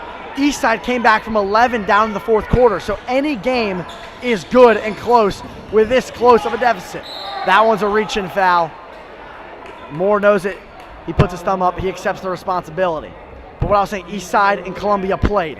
Columbia won on a buzzer beater, but Eastside was down 11 going into the fourth quarter, and they took the lead with 15 seconds left. It was a heartbreaking pull-up jumper by Zaid Muhammad that ended Eastside's comeback possibility. Long three, won't go. Johnson with the rebound. Immediately throws up the hook. That won't go. Tipped up, Jackson grabs it in. He does a good job to keep it secure. Long three here from Moore. That one's off. Reaching in there. I apologize, that was Young pulling up. Moore reaching in there. Going in is Williams. He takes the hit. He gets the foul. He gets the and one. And we talked so much about the freshman guard in the back, number 5, Vance Wilder Jr., but the senior has been great all night tonight, and now he leads all scores. Jacoby Williams will step to the charity stripe to try to make it a 9-point game with 4 minutes and 44 seconds on the game clock. He strokes that one home.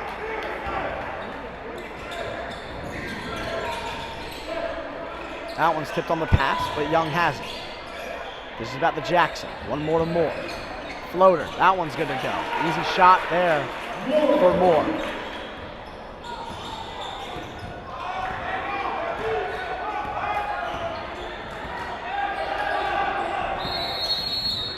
Timeout, Tucker.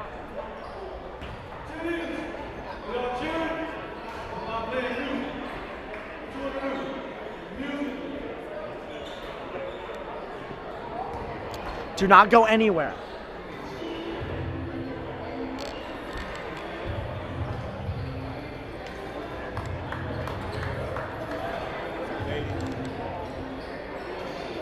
Do not go anywhere. Union Grove versus Southwest DeKalb, the home team, who has been so kind enough to let a lot of other teams play in their gym, will round out the SWD Showdown here at Southwest DeKalb High School. I'm Brooks Thomason.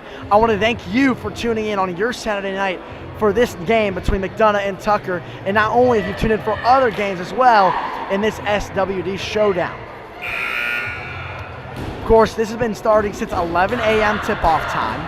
We're running this all the way to 9 p.m. tip-off time, so we'll probably get out here around 10:30, 10:40, clean up, go all the way to 11. That's why I wanted to shout out our cameraman.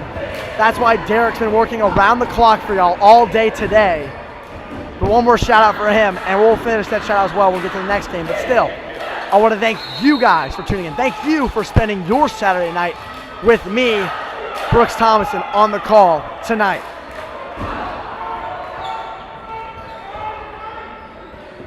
Here's Jacoby Williams. Loves to slow down play and work one-on-one. He does. Good move against Jackson. Jackson will take the hit, will take the hurt, and gets attributed to the foul call.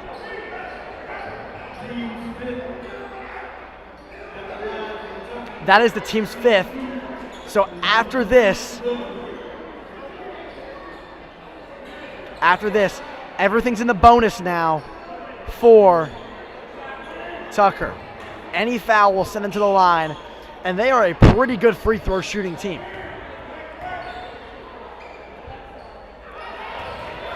First one's good. Perfect from the stripe tonight is Williams. Looking to make his fifth.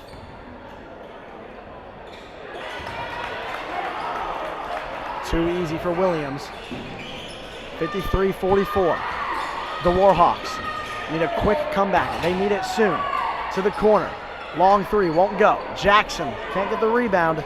Williams once again. Outlet pass, goes deep. And a good play there by Ken Williams to get a finger on it. It'll be Tigers basketball.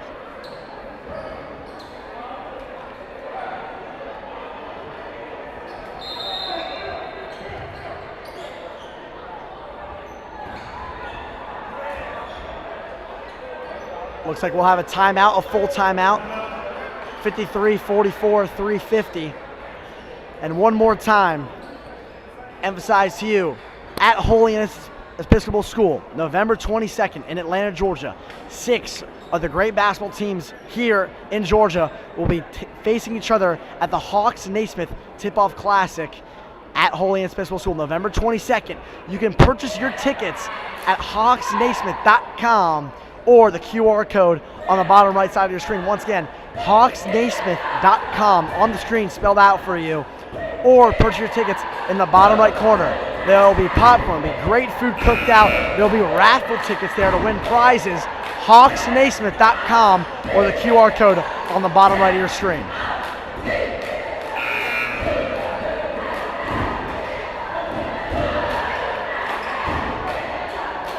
(53-44) is your score. 3 minutes and 50 seconds left. 3 minutes, 50 seconds left. Tucker, up 9. They love to slow down the game with this 35-second shot clock, and they should work the time with this advantage.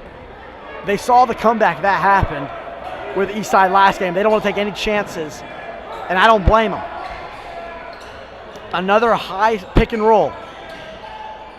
This one tipped. Good tip there by Moore. Johnson almost steals it. That's a good steal right there. Thrown to Johnson here, and he loses the basketball. Could have had an easy 2 points if he just corralled it in, but he takes his eyes off the ball and drops it.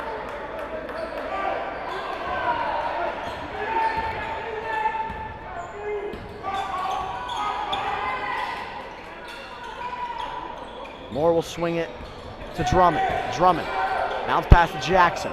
Still in this zone defense for Tucker. Hard shot to make, and the zone defense has probably been the best change by Coach Hardy, and a risky one to make in your second game of the season. Takes a lot of team chemistry to run, and the Tigers are running it to perfection here, not only in the fourth quarter, but in the second half.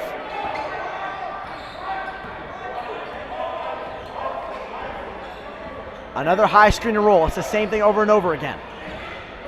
Gets to go to work. Up top, almost thrown down. It's a foul. Wow. It's the second time tonight Adarian Johnson has gone up there to try to throw down the lob. He's 0 for 2. He missed the one-hand jam on the right side of the court. This one he gets fouled on, and he'll go to the charity stripe for 2.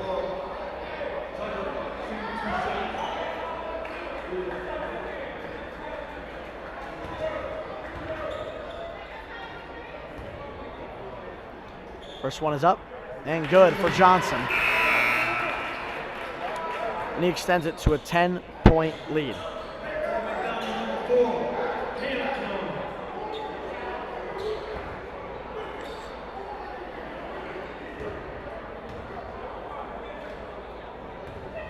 Second free throw is up. It's good. And Tucker continues their amazing streak and being a strong free throw shooting team. They're back in the 3-2 zone. Goes down to Jackson. Jackson goes to work. This one's tipped and out of bounds. Pritchett got a hand to it, and he couldn't haul it in. Jackson brings home the pass, the left wing. Zips it to the corner to Moore. Moore tries to go to work here. Good defense from Jones. Pull up three, bang! A much needed three. And Moore keeps leading his Warhawks to stay alive in this game.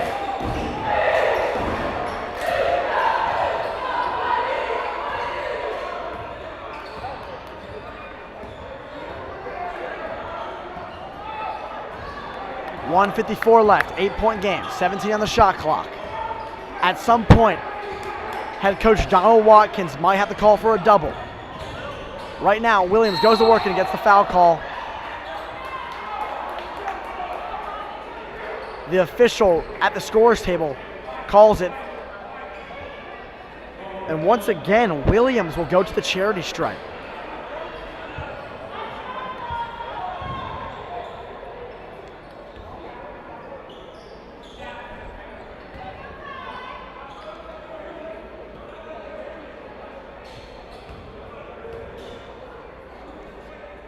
Knocks it home. No players across the lane here for Tucker. Timeout called. So the Warhawks down 9. At this point, head coach Watkins will probably have to start calling for a full court press, something that will cause some chaos and some turnovers, and his team will have to start making some shots. 56-47. Every game we've had has been very tight since the first two. The first two was a little close. They started pulling away. But ever since that, it has been great game after great game.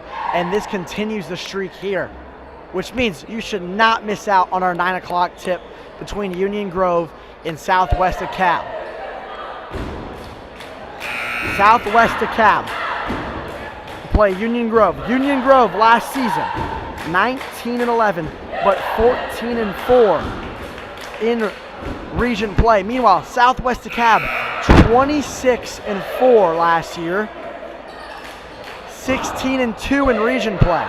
So two very solid teams to close out your Saturday night here on SUV TV. Do not go anywhere. For right now, we'll have to conclude this matchup between the Tigers and the Warhawks. The Tigers with a 9-point advantage with 1:44. They are in the driver's seat, and they look like they're about to put on motorized cruise control if they can continue this one up. 10-point lead. They stay in the 3-2 zone. To the corner. Good ball fake. 3, won't go. Rebound for Johnson. Pritchett shovels it to Williams. Williams slows it down.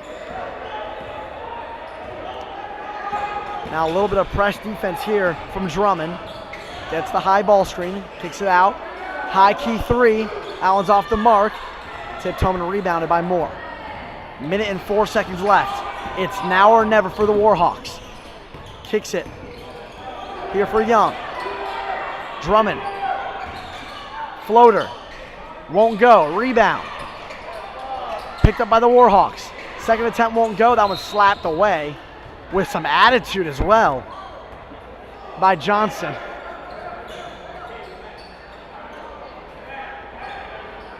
And Tucker up 10 with 48.2 left.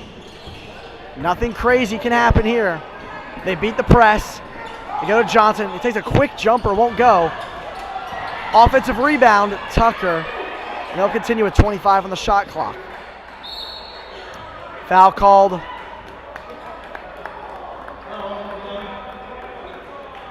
That will be attributed to Drummond. And Williams will go to the line. He will shoot 2. I don't hear anybody singing, but I think the fat lady can start singing. This one should be over. And Tucker, who started their season 0-1, losing to Chamblee on the road by 5, will pick up their first win of the season under veteran head coach James Hardy. First one is good to go. 58-47.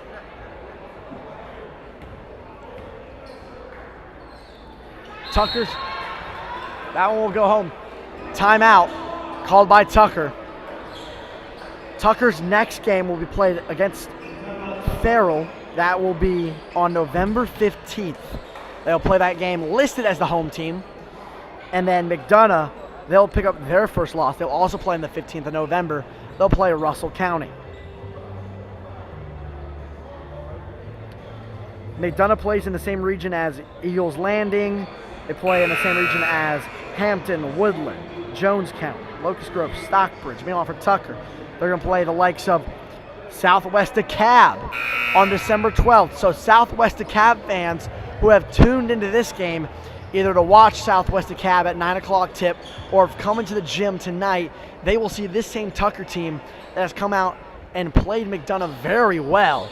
They will see them on December 12th right here in Southwest DeKalb. 32 seconds left. Drummond pushes the pace, and they need to go quick. Drives, goes back to Drummond. One more to Johnson, swatted away.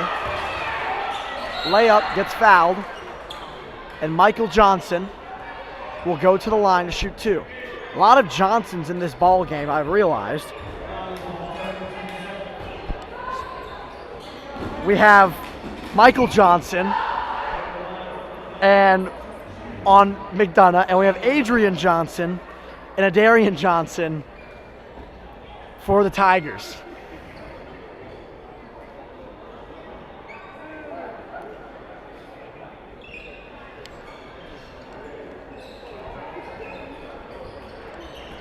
A little bit of a wet spot. I guess nobody's going to come clean it up, so the players will do a DIY, do it on your own, do it yourself.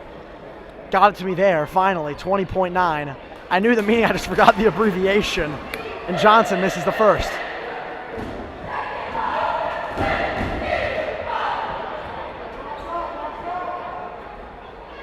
Second free throw is good to go. The press will come, and they will foul. Down 11 with 20 seconds. Well, if you wanted to start eating a late dinner, I'm going to have to hold y'all for a little bit more.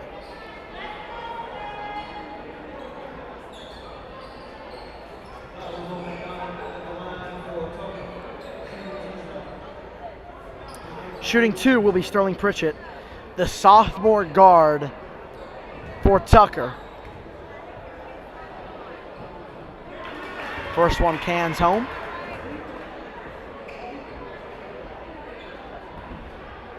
And for Tucker, for Pritchett and Wilder, your sophomore freshman tandem. That's a good one to have for the next 3 years, and Wilder for the next 4. Back to Johnson, one more to Jackson for 3. That one's off the mark. This one goes back to Jackson. He travels down, fires a pass in between 2 defenders. That one's ripped. 5 seconds left. And that's a little bit, that won't count. And 63-48 your final. Tucker runs it up in the 4th quarter, and they knock off McDonough. Tucker picks up their first win of the season. McDonough will fall to 0-1 this year, looking to bounce back after being 25-6 last year. They start their year 0-1. Do not go anywhere. Union Grove, Southwest DeKalb, 9 o'clock tip here on SUV TV. I'm Brooks Thomason, and I will see you all in 20 minutes for tip.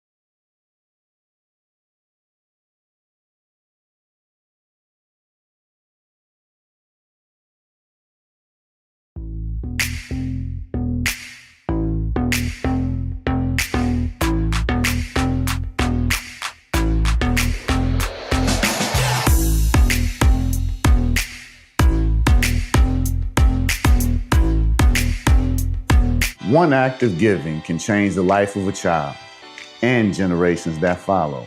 This is the ripple effect of mentorship, family, and community.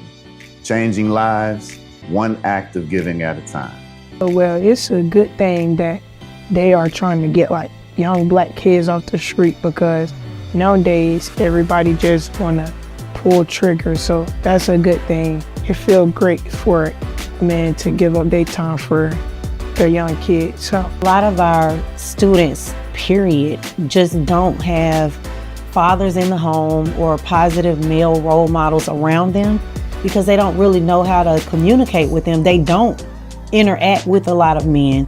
We sat down as a leadership team and just talked about, what our vision was for the school. And one of those things was to get some male mentors and male role models in the school to work with our students and just know how to interact with men. But we need to partner with them, and they need that interaction with men. A group of men who have decided to raise their hand and step to the front of the line and do everything possible to make sure that we wrap our arms around the community, in particular our young people. Be the drop that creates the ripple. We need you to give to 100 Black Men of DeKalb County. Thank you in advance for all your support and all that you plan to do for 100 Black Men of DeKalb County.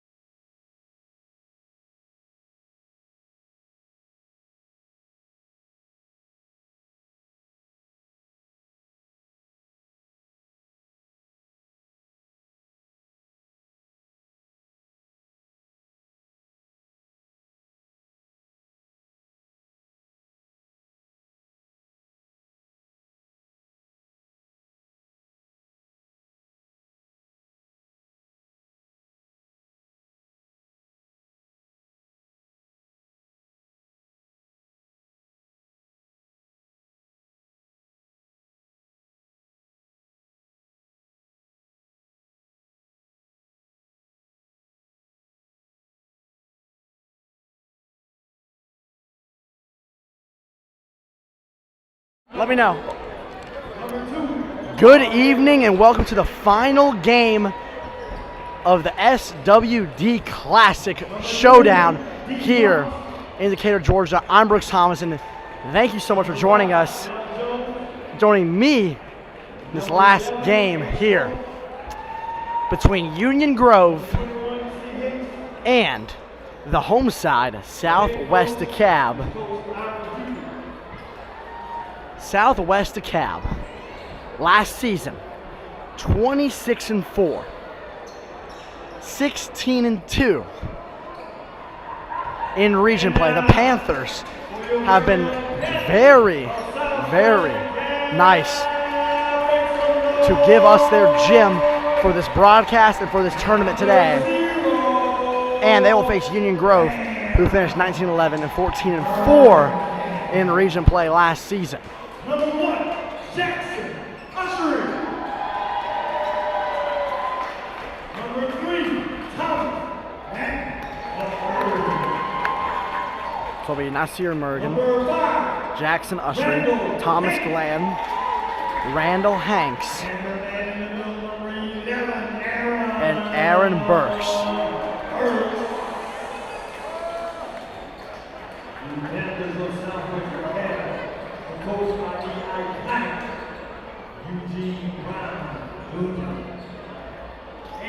So they're rotating the referees tonight, and this referee crew, again, they're good working at 9 p.m. tip-off. 9 p.m. tip-off here. We started at 11 a.m. here on the SWD Classic, and we are finishing it off at 9 p.m. Thank you so much for joining us for our final game. 7 out of 7. Welcome to the final stretch, the final countdown. The SWD TV. Oh, thank you, Mark. Cool. Appreciate you, Mark. Union Grove, the Wolverines, 19-11 last season, 14-4 in 4A last season. And their first matchup against Southwest DeKalb. Southwest DeKalb's first matchup this as well. Head coach Eugene Brown Jr. tries to lead the Panthers to the first win. The first three is off the mark here from Aaron Burks. This one goes out of bounds. Last off the Panthers. Head coach for the Union Grove Wolverines, well, it's allowed Ira Hughley. Hughley leads this team to prominent success. He tries to do it here. Dylan Fox on the ball here to Caleb Hicks. That one's a little too strong. Between the five-man game of Langston Jones, Dylan Fox, and Caleb Hicks. Caleb Hicks, senior. Langston Jones being the junior, and Dylan Fox also being a senior.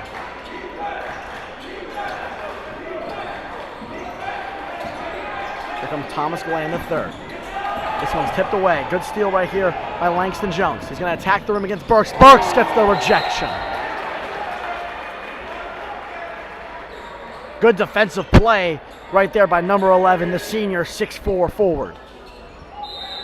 He's the tallest person on the court for the Panthers, so he'll play that 5 role. Hits the deck hard, and pushing it is Glanton. Glanton gets the bump. My apologies, that is Ushery gets the bump. Glenn on the opposite side filling his lane.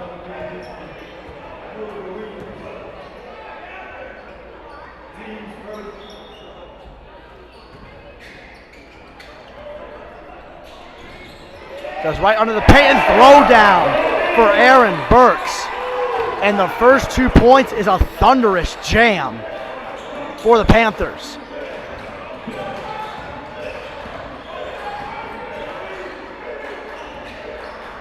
Here's Jones. Gets a high slip and stolen. Glenn on the run, pushes the break. Too strong, doesn't get the call. Smokes to the right side of the wing for Fox. Fox back out up top for Jones. Jones works one-on-one. Turnaround jumper. Got it. Tough jump shot for Jones on the turnaround. He got it to go. He tries to get the steal here. Goes flying past Glenn. Miss it. Burks on the follow. Can't get it to go.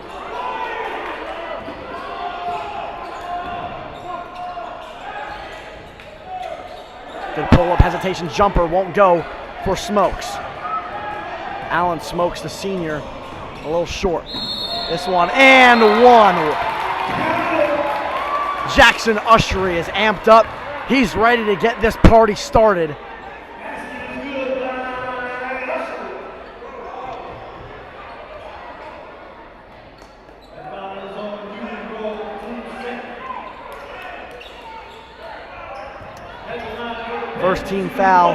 First foul of the game for Union Grove. Union Grove in the black and white checkers and gray jersey.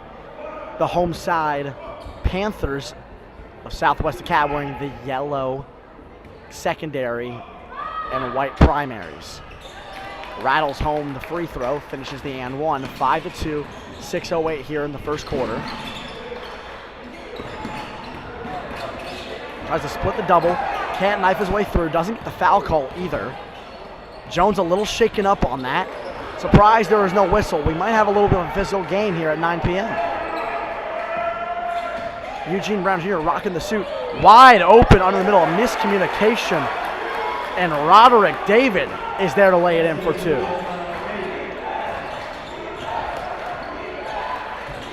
Man-to-man defense for Grove. Little push off. Got him falling and makes the three. Jackson Ushery has 6 tonight. Long three here for Jones. This one rattles off the rim and out. Climbing the ladder is Burks. And he kicks it here for Morgan. Morgan gets blocked. Hicks climbs up top. Layup again for Roderick David. He's got 4 of Union Grove's 6. Timeout called by Eugene Brown Jr. The Panthers are going to talk this one out. November 22nd in Atlanta, Georgia, Holy Innocents Episcopal School. There will be raffle tickets. There will be popcorn. There will be 6 of the best high schools going to work here in Atlanta, Georgia. You can purchase your tickets at hawksnaismith.com or scan the QR code in the bottom right corner. Once again, don't miss the 2025 Tip-Off Classic, 6th grade high schools, matchups, halftime contests, free t-shirts, and more at Holy Innocents in Atlanta, Georgia. Visit hawksnaismith.com or scan the QR code in the bottom right corner to purchase your tickets today. 8-6. Panthers have the advantage, and it will be Glenn the third who takes it down.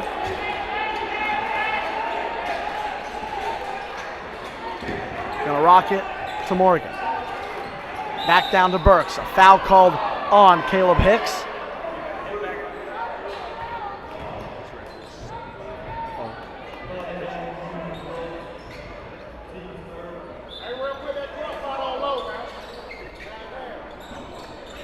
Refs getting a little bit of heckling here from the crowd. They have a little bit of repetition. Down to Burks. Another two-hand jam.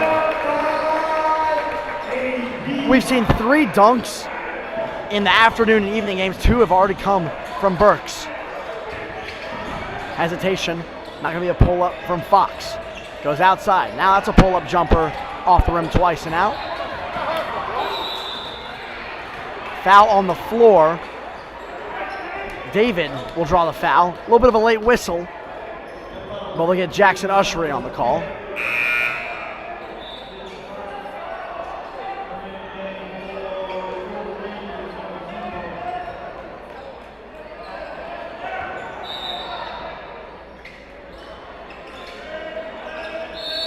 It's going to be a moving screen on Fox. He's going to talk to the ref.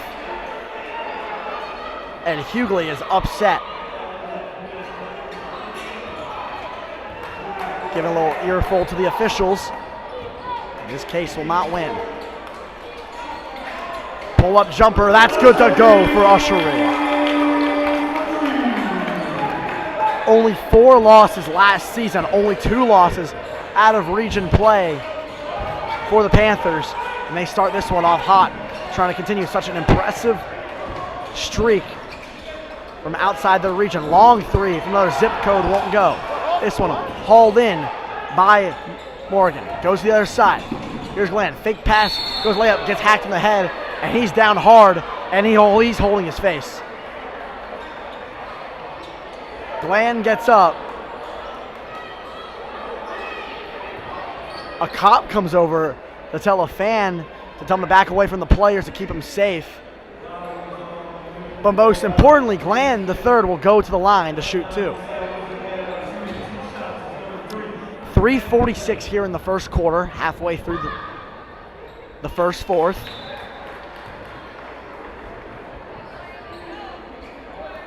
Glenn makes the first. Southwest DeKalb will play Arabia Mountain their next game. That was the 2:20 tip-off here at the Showdown. They lost in a heartbreaker on a corner 3 with a couple seconds remaining.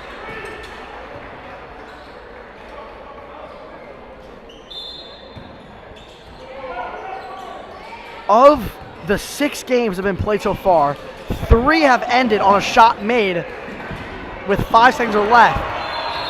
Burks walks because of the bump from his teammate.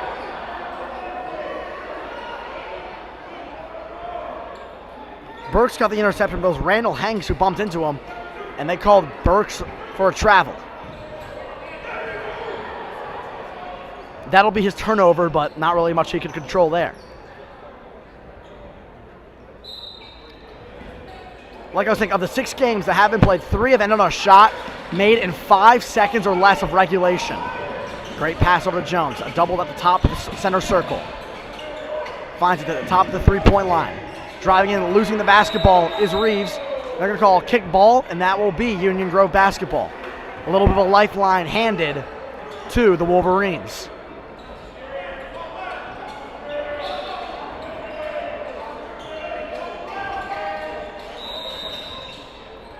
Foul called on the inside. They're going to give it to, looks like Burks.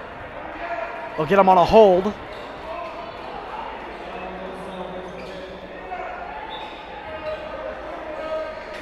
And they already have 5 team fouls and another foul.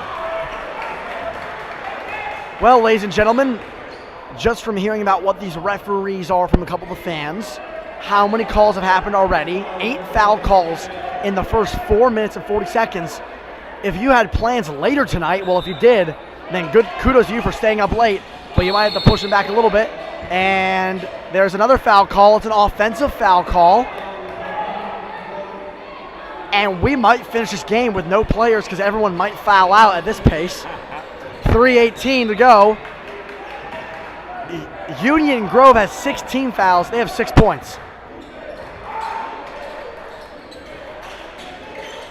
Swings it over to Ushery. Ushery tries to escape the double. He does. Here's White. Kicks over to the corner. 3-ball won't go.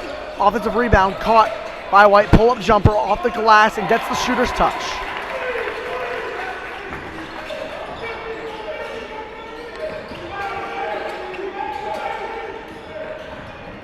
(17-6). Good pass from Jones. And another foul. Won't be in the act of shooting. But that one will go on Morgan. 2 changes coming in from the scorers table. It will be Jordan Smoke, and Glenn will check back in. So we have a Smoke and a Smokes on opposite team. We had a Johnson on each opposite team last time, and another foul call. This one goes against White. So Demetrius White III will pick up a foul. And if I'm not mistaken, that should put Union Grove in the bonus. So they should have free throws.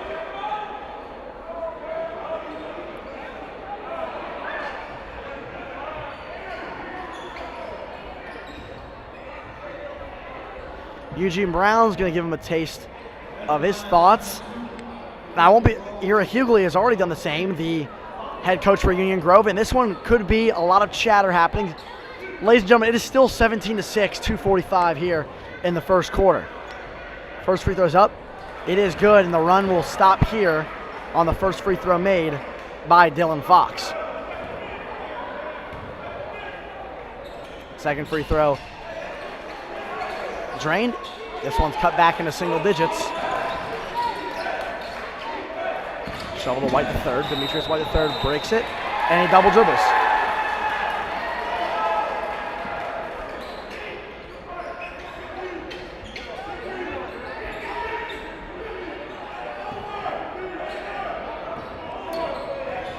So here's Langston Jones, the junior. Splits the double, knifes to the cup. Floater, off the glass and in. Gets a lucky bounce, but he'll take whatever he can get right now. 7-point deficit for the Wildcats. Long court pass, saved. Tough to corral in for Hanks, but he gets it back to Thomas Glanton. The 5'9" senior cuts inside, kicks it back out. 3-pointer, bang! Randall Hanks knocks it down for 3, and he extends the lead back to 10, back to double digits, and back to double of 10. 20-10, 1:51 left. Yes, it is still the first quarter. High screen and roll, both teams in the bonus. I'm counting correctly, there's been 12 fouls already. We're on pace for 48 fouls this game. Underneath, good pass right there by Dylan Fox, and finishing it off is Dylan Ubo. This one wide open underneath.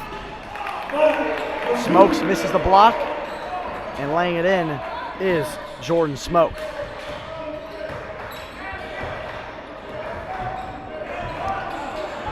Kind of a full court trap method, nothing pressing exactly. That one's poked away in a foul call.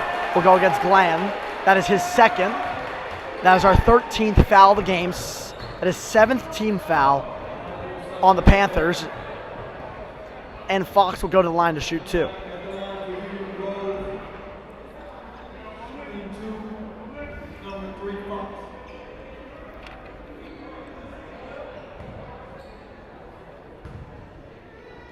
Fox's first free throw is up, and it rims out. We talked about the Arabia Mountain matchup on November 13th for Southwest DeKalb. They face North Springs and Northview November 18th and November 21st. After that, number 26, they have the 2025 William Dale Burns Basketball Classic. Their opponent is to be announced at a later date.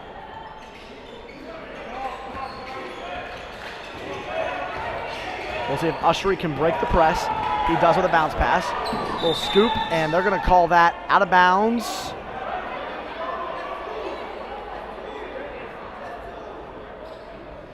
They called it out of bounds on Union Grove. I'm not trying to throw my opinion, even though the DeKalb player had the ball in his hands. Interesting call. We'll see. But let's see if Glenn can make the most of it right now. 1-on-1 at the top of the key. Step back jumper. Ushery, a long three-pointer. Won't go. Rebound. Goes for the Panthers. Shovel underneath. That one is off the hands of Tyler Dillard, and that one's out of bounds. Ball retention back for the Panthers.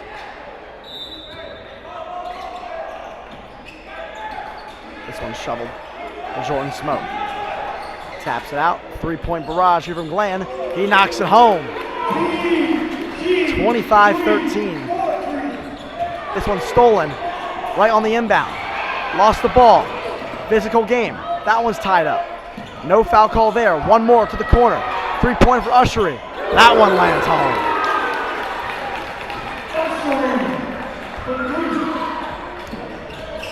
A little slip there from Aaron Reeves. And he'll work his way up the court. 28-13. A big first quarter here for the Panthers. High screen and roll. Reeves tries to drive. He loses the basketball. And they'll dish it out here. One-hand dribble drive. 2 seconds left. He needs to throw it up. He does. Gets it off in time. He's got it. Dylan Fox lands a shot. And even though Union Grove is down 12, it must be a big momentum shot. They come off their bench and celebrate with them. 28-16 ending your first quarter. That is just the end of the first quarter. It is not halftime. Stick back around. 50 seconds till we go to the second.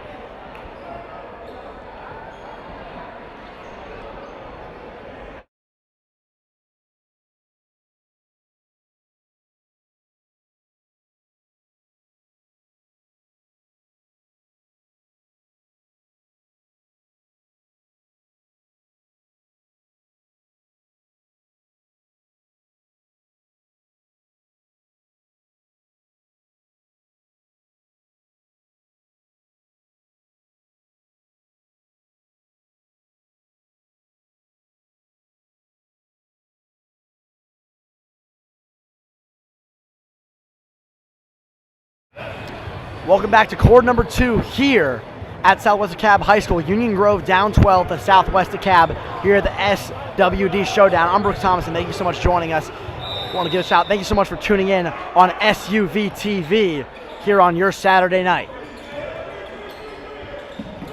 Reeves will kick it to Fox. Fox made that jumper at the end of the first quarter, almost near the center circle. He's going to throw a cross-court pass back to Reeves. They're trying to break this energetic press. A long three from Jones. He finds nothing but the bottom of the net. Jackson Ushery, who has 8 in the first quarter. And there's a foul call already. And it'll be on the offense. That one, my guess, will go against number 4, Raheem Bello, and it will. So 13 fouls in the first quarter. We have our first foul 30 seconds into the second.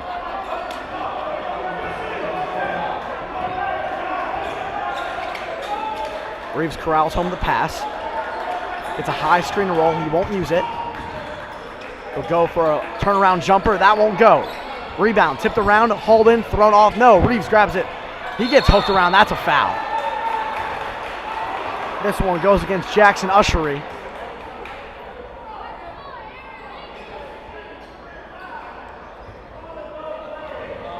And Reeves will go to the line shooting 2.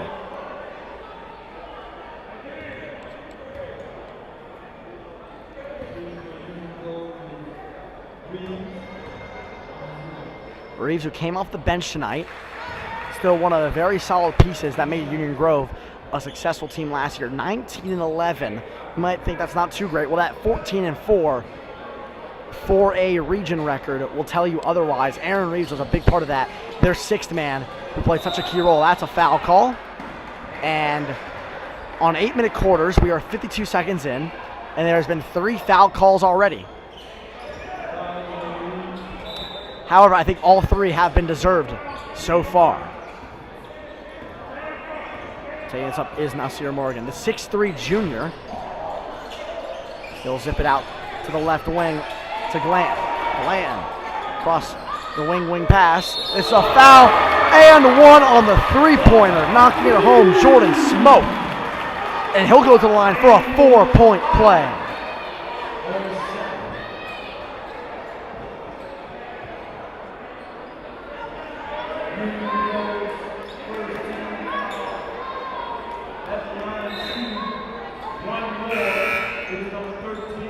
Both teams will make changes. Coming off the court is Caleb Hicks and Jackson Ushery for either side.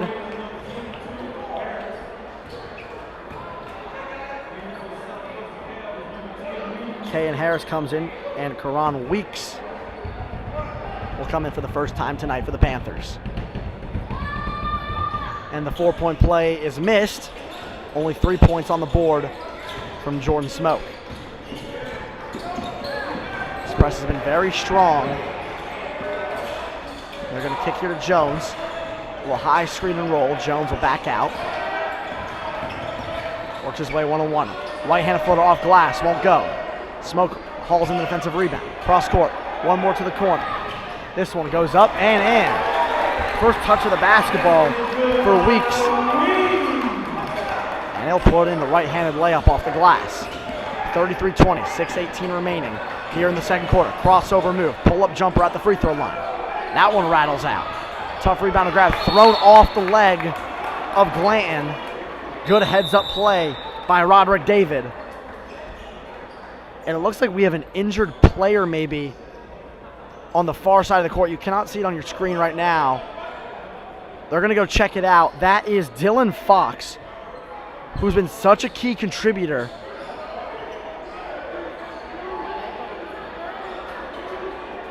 Dylan Fox is down. We're going to pan the camera over there just for a second. He's down on the ground right now.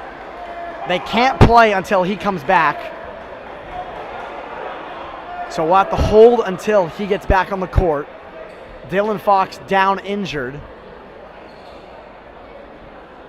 6:09 remaining here. 33-20, 13-point advantage here for Southwest DeKalb. Of the 4 games that have happened in the 4 o'clock, 5:40, 7:20, 9 o'clock tip, this is the largest lead that any team has had. However, in those 3 games, or at least in the first half until Tucker came all the way back and won by 15 with the final layup. Of those 3 games, all of them strong fourth quarter, so you cannot count out Union Grove just yet. And the Wolverines have lost one of their key contributors in Fox. And we will take a little bit of a timeout right here. We'll have to hope Dylan Fox is okay. They'll check him out here. We will come back to you live in a minute.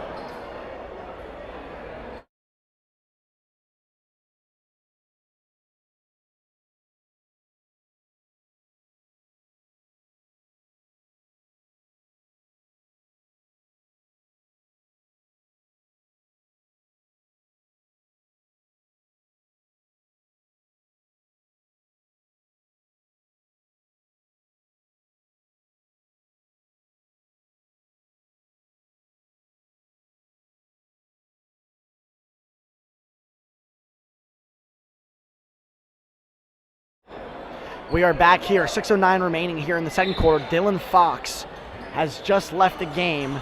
He is laying down on the opposite end of the court on the bench. He is questionable to return. We'll see what the injury is and if he comes back in. But working right now here, Roderick David. This one goes out of bounds, last touch by the Panthers.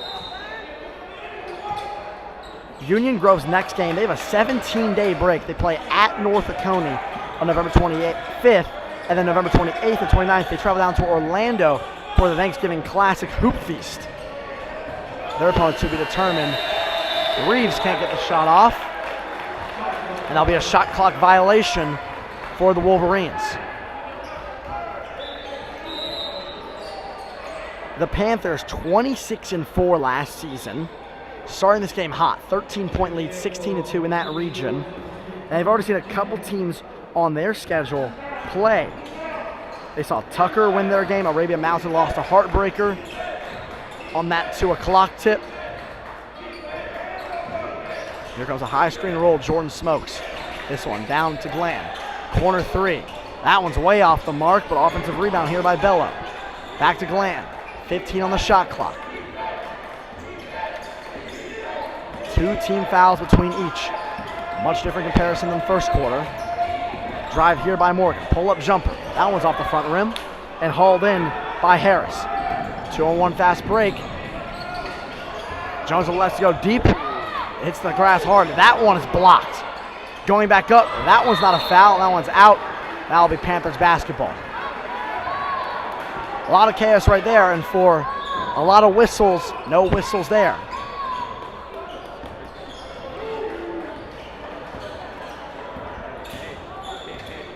Here's Glenn. Dribble handoff here. And goes strong. Looks like stepped out of bounds. Yes, he did. Morgan just on the baseline. A little too far. Johnny Graham, the 6'7" forward, the sophomore, will check in. One of the youngest players on the team. He'll get his first minutes of the night. Comes Langston Jones. With Fox out injured, Langston Jones will have to do most of the primary ball handling. Such a tough blow for Union Grove. Step back jumper for Smokes. He cans home the trifecta. Smokes over Smoke.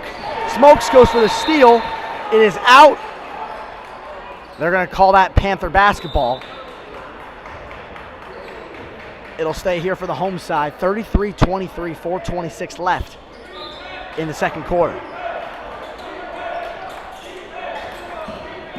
Glenn off against Harris. He works in isolation on the right side. That one, bank shot won't go. Hauled in by Harris. Once again pushing the break. Once again, Smokes for 3. That one's a little short. Hauled in by England. Smokes once again. Rattles home. I think they're going to call that one a foot on the line. They'll call it a 2. But Allen Smokes. Back-to-back buckets for the Wolverines.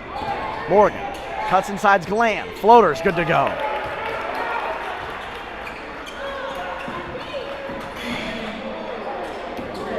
Stepping hard as Glenn. No foul call there. And Harris shovels it back to Jones. Jones has a free walk up to the center circle. He works one-on-one. Step back jumper against Glenn. He gets it to fall through. So coming a 3-point barrage now for the Wolverines. A lot of long jumpers. They cut the lead to 7.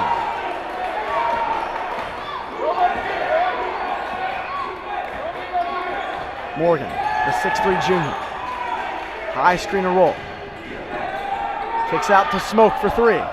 He lands at home. Jordan Smoke in the left corner.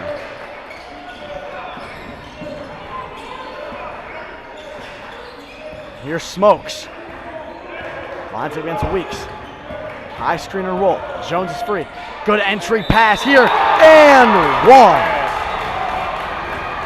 Kennington, England gets the layup to fall through contact. He'll go to the line for a 3-point play. Back and forth, the pendulum swings. An 8-point game. They've trimmed it down to 8. Try to get it down to 7 again. 13-point lead at the end of the first quarter. It was 16 right before that long 3 by Fox. We'll see what Fox's options are. He's behind the bench right now trying to walk it off, but we'll see what happens. As of right now, the other number 3 on the Panthers, Glenn. We'll work one-on-one. Good hesitation move. Pull-up jumper about 12 feet away. He gets it to go. Nobody can miss right now, it seems like. Trying to find a man. He does. Good pass in from Jacquez Hunter. Smokes, goes through 2 defenders. Picks up his dribble. Long 3-pointer. That one's way off the mark. And that one is going to be Panther basketball. 2:13 remaining. Jacquez Hunter tried to join the 3-point fray, but it's a little bit too strong on his long jumper. Weeks lose it. That's a kick ball. Now it'll be Panthers ball. Eric Hughley is the head coach for the Union Grove Wolverines. He has been the head coach there since time can remember. He's been leading Union Grove for a while now, trying to improve that 14-4 record. Spoke on it. He said it was a good record, but he knows his boys can do better, especially out of region. And right now, a big 3-pointer by Weeks is not going to help their case. Smokes has a 2-on-1. Quick break here. Good layup made by Kennington, England, the sophomore. 1:40 remaining, 43-32. No cut in the action right now.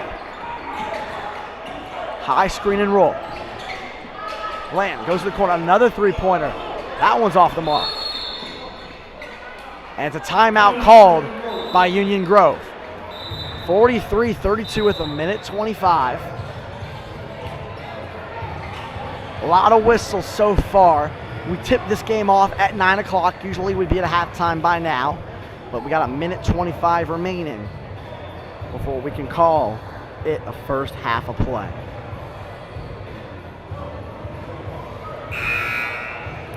Thank you so much for joining us on SUV TV.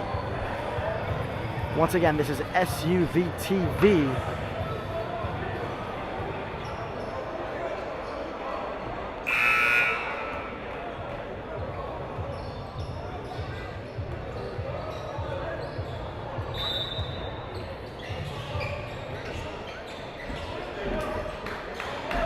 Jones will bounce it to Smoke. Smokes has been on fire right now for Union Grove. One of the reasons that they're only down 11 and not by 20. He finds David. David finds Jones. Jones breaks the double, finds it the corner. Tough spot to be. And Jacquez Hunter loses the ball. Bounce pass to Morgan. Morgan slips by 1. Layup is good.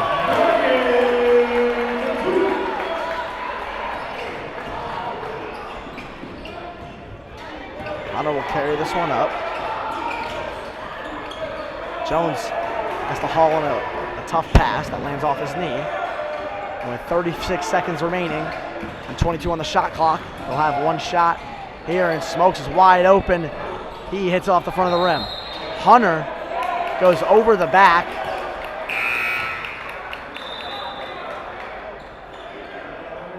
That one is going to be Panther basketball. 27.7 remaining. The shot clock not a factor. And they'll make a defensive change. So this one is actually, it's actually Union Grove basketball. My apologies. The referee wasn't calling it a Hunter. He was calling it a reach around on the rebound to hold them back.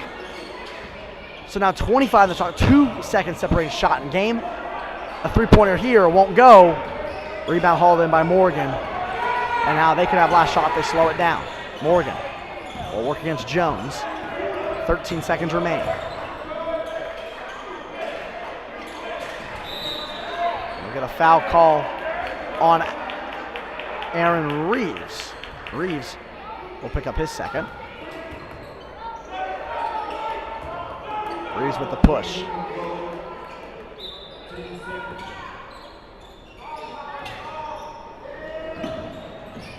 Five seconds. Pull-up jump from Glenn. That one's off the mark. Tipped home and hauled in by Jones. He's got 1 second.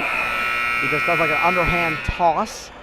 And that one will be the end of the half. 45-32. The Panthers grab a commanding lead here. Do not go anywhere. Back in the second half. Panthers, Wolverines here on SUV TV.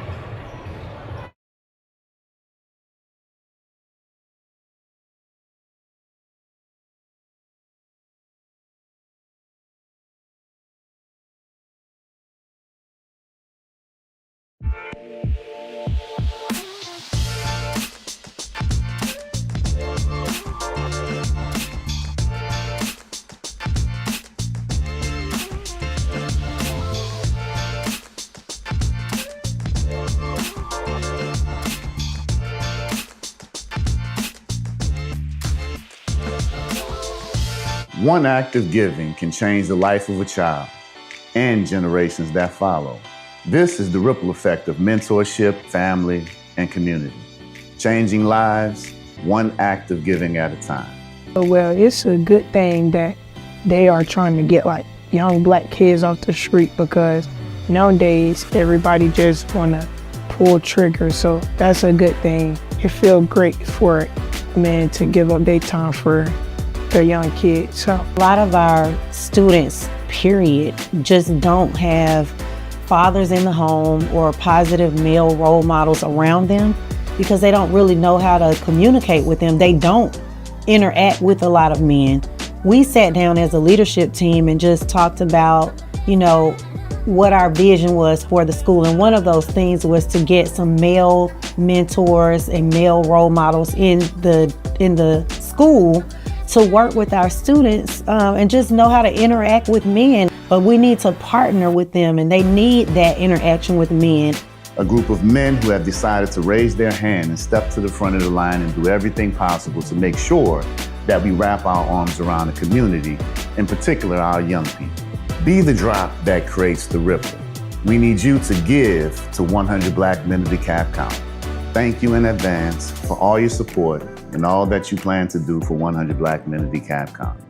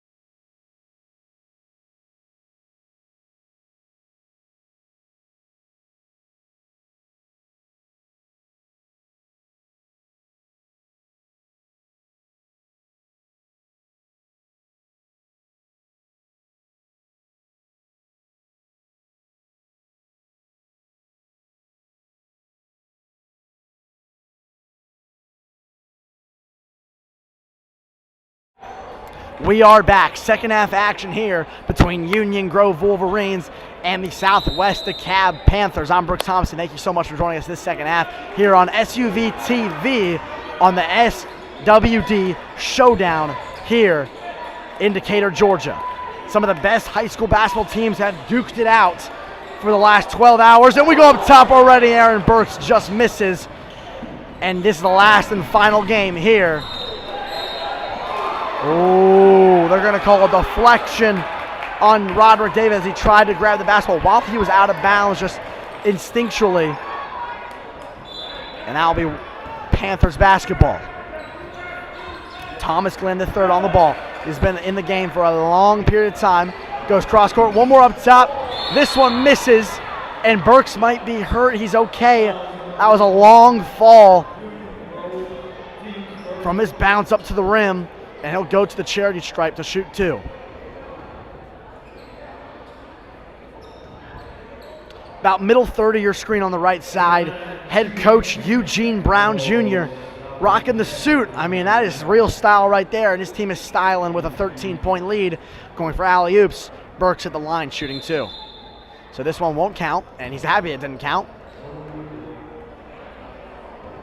And the referees are discussing something, and they're just going to say it's two free throws. A little referee show happening, and they were maybe discussing pizza toppings after on maybe Little Caesars. That one's still open, Papa John's. They said they both disagree on anchovies, and I don't blame them. I'm not an anchovies guy either. And Burks still misses the first free throw. So the third free throw from the Burks, the second one that actually counts, is up and no good. And Jones hauls in a rough pass, zips it cross court to Reeves. Reeves backtracks this one out and swings it to Jones. Jones works one-on-one, takes the bump, gets the foul call. This one will stay on the floor.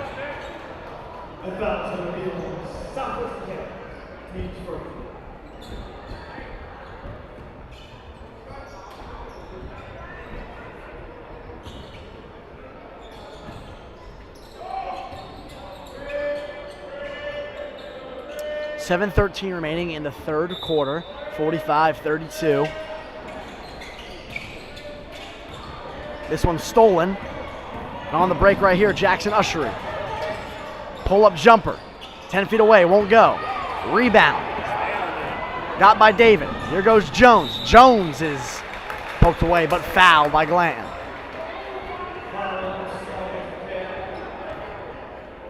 It'll be interesting to see if Dylan Fox comes in, the senior. He is still walking around the bench or on the middle top of your screen at the end of the bench. I think he wants his number to get called. He's talking to coach, trying to get his attention.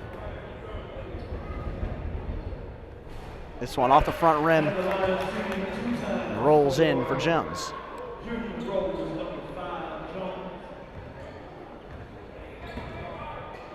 Langston Jones leading the team in ball handling, and this will be a foul call on the box out.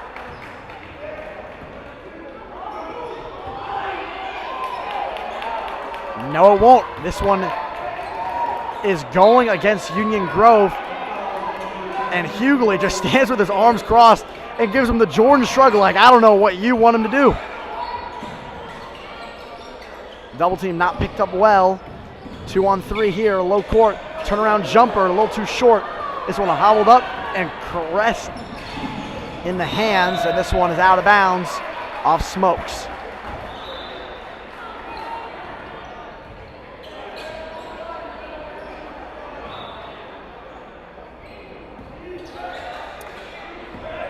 Here's Nasir Morgan. Top of the key. So tough to guard him. We'll go low to Ushery. Ushery one more inside to Randall Hanks, and Hanks banks it off the glass for two. 47-33. Reeves takes the bump, slips while he goes out, and they call a foul. They're going to say, oh, it's on the floor.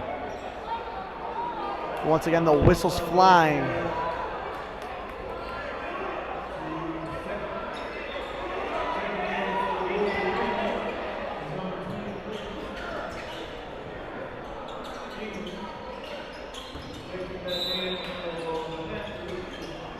Jones on the inbound, go to Reeves. Reeves good crossover, half spin. Bad pass. Morgan goes for the save. Looks like he got it, he did. Heads up to Glenn. Glenn, 2-on-2, goes Euro. Does really well to get past the defender and score for 2. Highest lead. This one's lost, no foul called. Be out in England. And Reeves comes out for Harris. 16-point advantage, the largest lead of the night. Tied largest lead of the night for the Panthers. And they look to continue on the gas pedal here.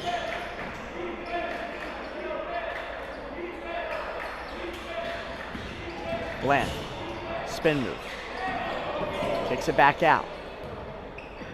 Ushering, goes down to the low block. Burks, hook shot, finds his way, uses his 6'4" frame and a long wingspan to get it home for 2. Jones pushes the pace. Harris for 3. That one's off the mark. Rebound to Morgan. Morgan, 2-on-1 fast break, goes past 1, lays it home with the left hand, up 20 now.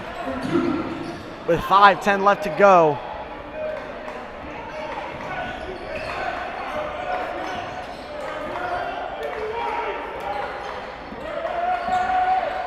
High screen. This one picked up by Glenn. Hauled in. And a timeout called by Hughley. Hicks did a great job to grab that one. Looks like he threw over the chair.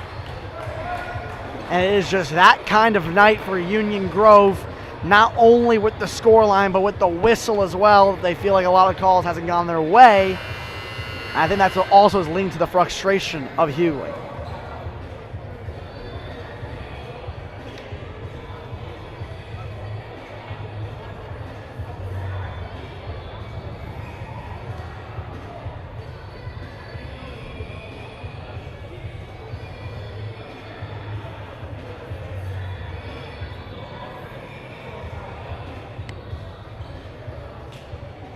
Southwest DeKalb High School.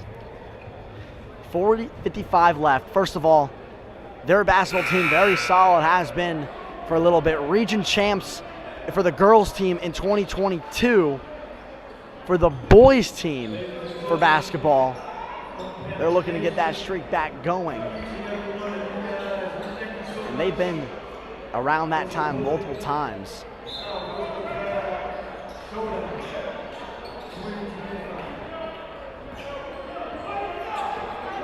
Trying to do it again. Union Grove down 20, 53-33. Jones beats 2 off the dribble. Nice pass of defense. Finds the returning man in Dylan Fox. He does come back in the game. And Jones gets the rip. And Hughley is absolutely livid. And all he's doing is keeping his hands to his chest now. Keeping the caress under the armpits. Crossing his arms. I think that's the best way to say, body language-wise, he's holding a lot in right now. Down 20, his team needs a spark, and they get a foul call immediately on the inbound on Roderick David.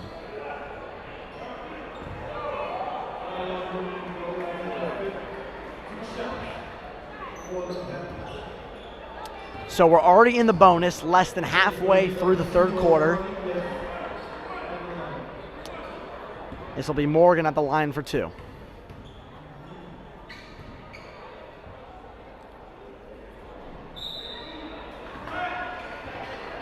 Smokes will come in. Coming out is David.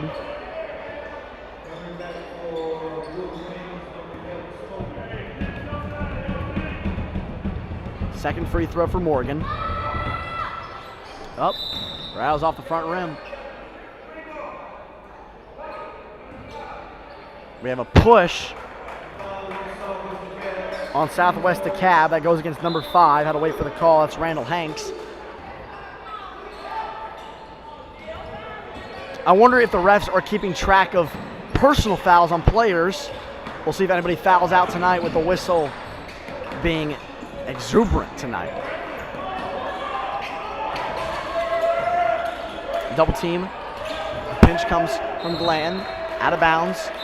Wolverine basketball. 17 on the shot clock, 4:16 on the game clock in the third quarter. Jones takes the bump. They're going to call it. Nope.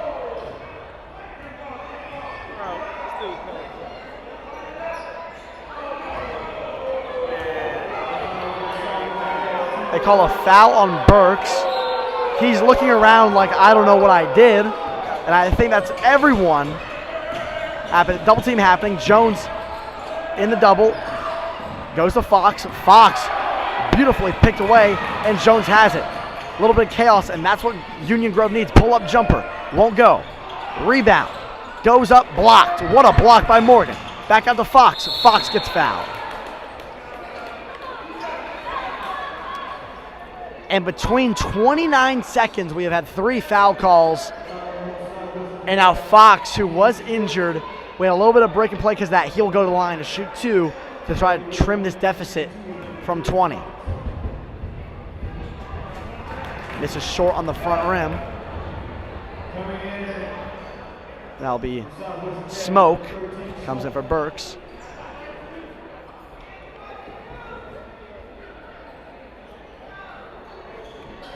We'll have another substitution. Morgan comes off and Bello comes on.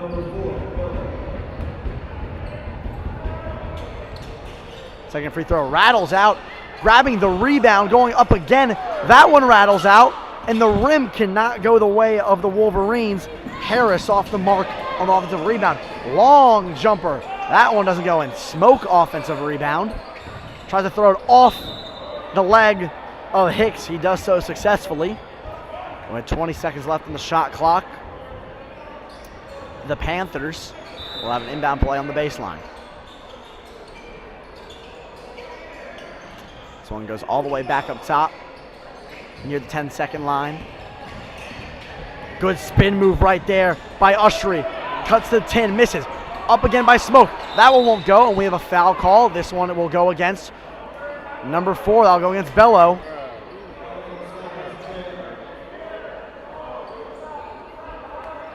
And now we're in the bonus, so this one will go all the way for free throws. Ladies and gentlemen, if you are being picked up by someone else, you need to let them know it's about that time.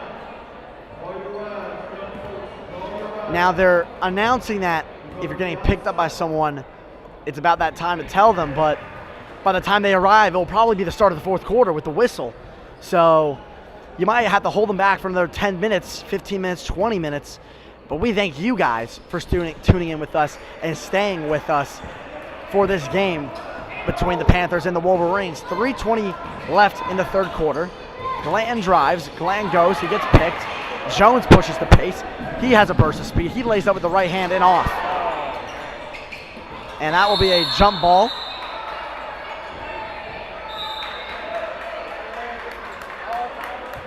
Jones and Smoke have a little bit of words for each other after that tangle. And that will be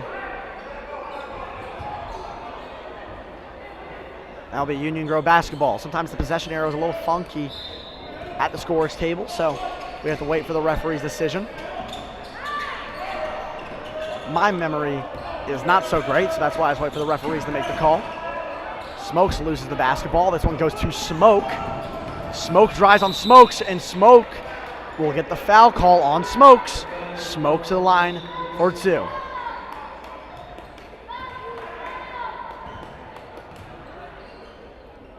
We have a young kid chanting, "Ref, you suck."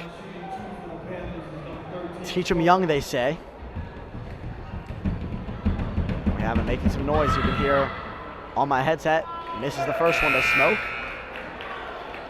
And the young boy will attribute the miss to his noise he made in the crowd.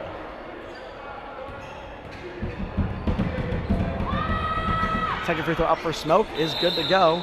19-point lead here for Southwest DeKalb. They're saying it's Panther pride, and there could be a lot of pride in this performance so far to be up 19 in your home opener against a team like Union Grove.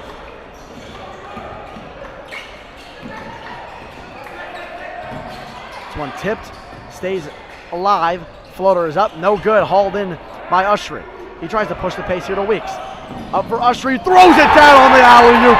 And boy, the crowd goes electric.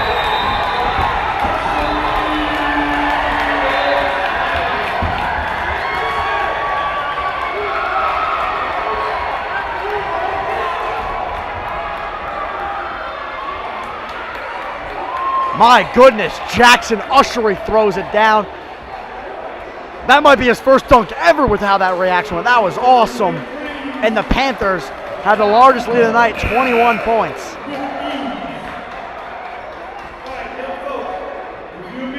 November 22nd at Holy Innocents School, the Hawks Naismith Classic will happen. Once again, don't miss the 2025 Hawks Naismith Tip-Off Classic on Saturday, November 22nd. 6th grade high school basketball matchups, halftime contests, free t-shirts, and more at Holy Innocents in Atlanta, Georgia. Visit hawksnaismith.com or purchase your tickets on that QR code in the bottom right. 56-35, 2:25 left to go. It's be a cross-court pass here to England. England dumps it out. What a pass there by Reeves, and that'll draw a foul. A great pass by Reeves. And Caleb Hicks gets hacked. He'll go to the line for two.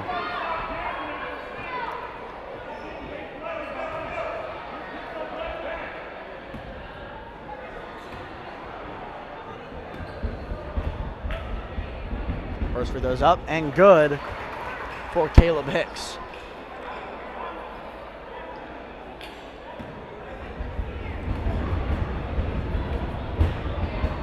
Second free throw's up.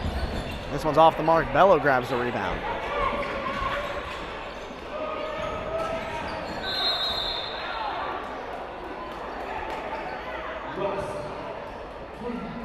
We're going to call this one out of bounds off the Wolverines. Panthers will have the inbound.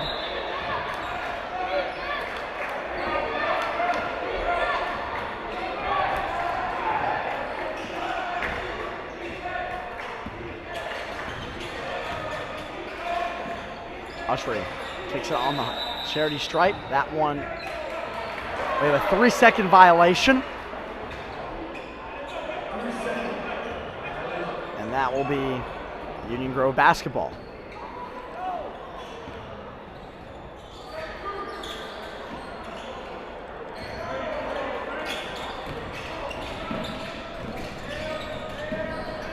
Knives to the double is Hicks. One more over to Smokes for three. That one's good to go.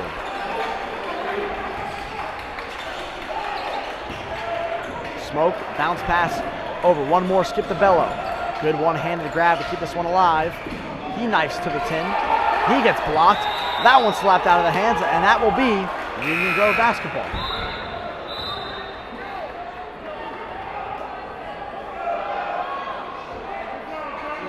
An avalanche of bodies in there, but that one lands in the favor of Union Grove, and we have a timeout.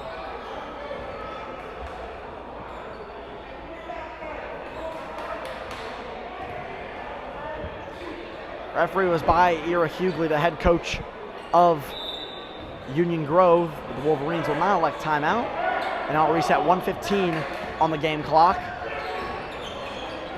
Wolverines down 17. Reeves drives. Reeves goes to the hole. Reeves gets fouled.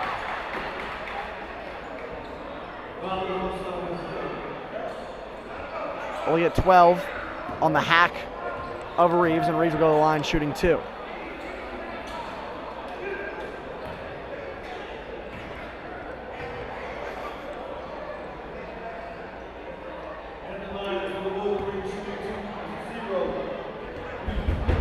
Reeves once again at the line, his first free throw up, and rattles out.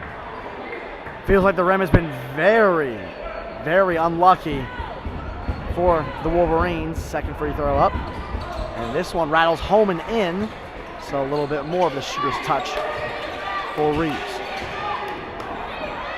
Splits the double, finds his man is Ushery. One more up, misses. Rebound up and ripped by Reeves. Reeves now tries to push the pace. Goes right past the defender, what a block. And save, nope. That one hit out of bounds. What a block, by the way, by Weeks. He tried to draw the charge. He just turned around and grabbed that thing right out of the air. And stopped an easy layup for Reeves. Reeves now running the offense. Goes to Jones, usually the primary ball handler for Union Grove. Step back jumper, lost it. And that will be a turnover.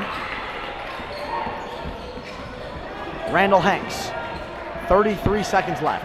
4 seconds split the shot in the game clock. Goes to work. Finds Cunningham of Weeks. Weeks pull-up jumper. That one's a little too short. Well, both teams are feeling cold right now. That one's going to be a foul. That one's going to go to England.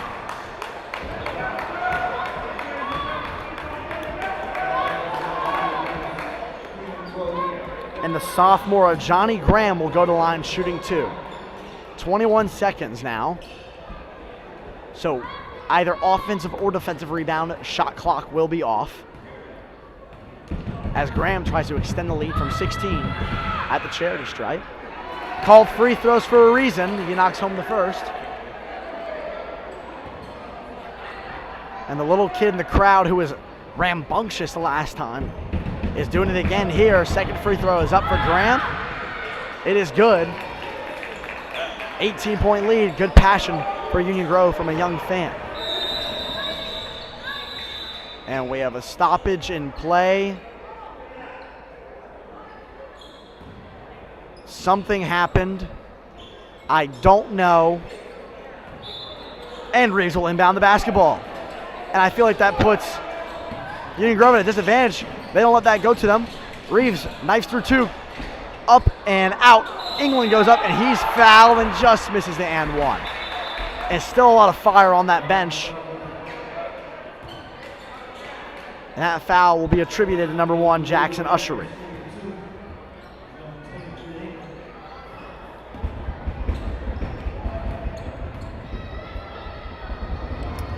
Well, here we go. Number 20, Daniel Glanton will come in, the younger brother of Thomas Glanton III, and that is a freshman checking in. And as well, we will have Demetrius White III, a sophomore, checking in. It looks like they won't get them to check in. And now they'll check in. There we go. Roderick David comes on for the Wolverines. 8.9 seconds on the game clock. They'll push the pace. Here's Smoke. One more. Swing over to Weeks. Weeks for a long 3. That won't go. Smoke grabs it. And Smoke gets absolutely ran over by David, going for the rebound. And since that is a foul in the bonus, with almost an impossible shot to make for Smoke, Smoke has 2 free shots at the free throw line.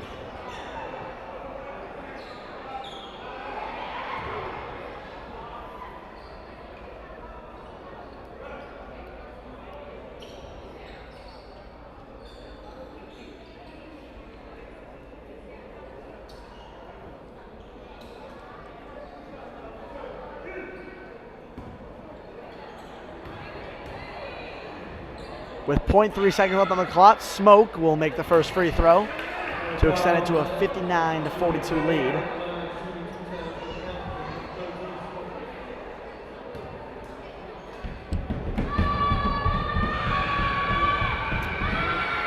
Second free throw up and good.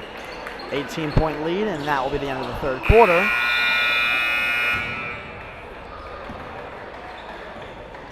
(60-42). End of the third quarter here at Southwest DeKalb High School. We'll finish the final play. Don't go anywhere here on SUV TV.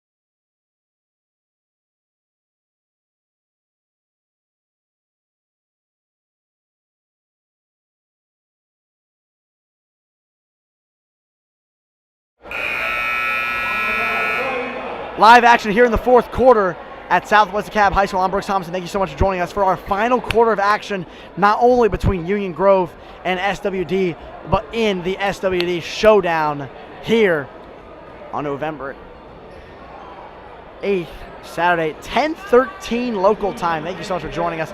If you have plans later tonight, well, don't go anywhere just yet. 8 more minutes, and I have seen more crazier things happen in the game of high school basketball. If you don't believe me, my team blew a 20-point lead once. I wasn't playing. It was my high school team, and it's happened before. And they lost on a half-court buzzer beater, a little over half-court, so anything can happen.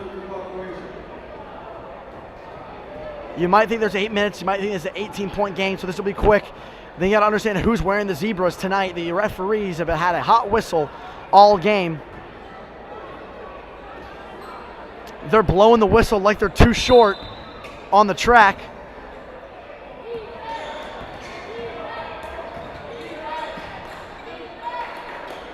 (60-42). Jackson Ushery.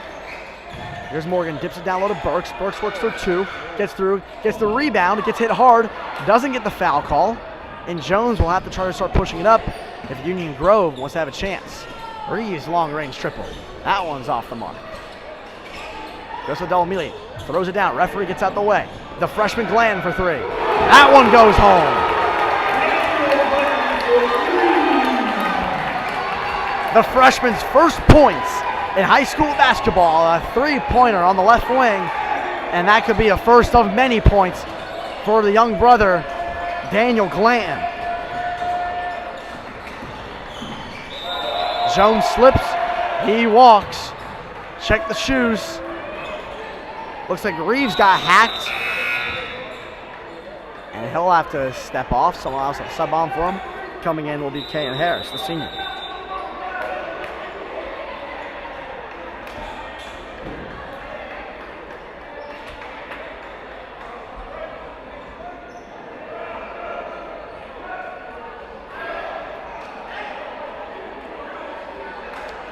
Looks like we got a little bit of a bad spot on the court.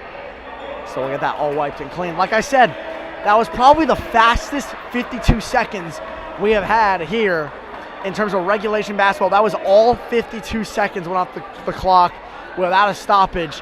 That might be a record for today's game.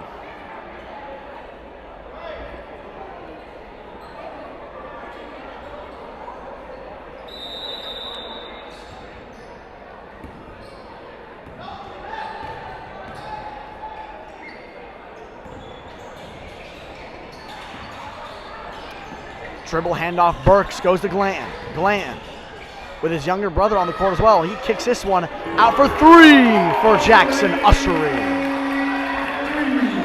And Ushery extends the lead to 24. Zip past the Smokes. Smokes gets past 1, and that one's a turnover. This one up ahead, looks for a slam. Slams it home is Jackson Ushery. And the gym is on its feet. Jones, 1 dribble pull-up. That one doesn't rim home.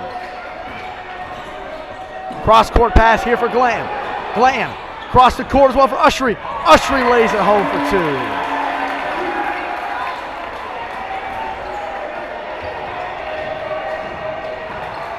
2. Morgan playing tough defense. They're up 26, ladies and gentlemen, and they're playing like it's an even ball game. Jones cuts to the court. It's a good reverse layup to go with the right hand. And it looks like unless something crazy happens, it'll be a run-mill basketball. And that one's a tough foul by Smokes. And Thomas Glenn III will go to the line, shooting 2.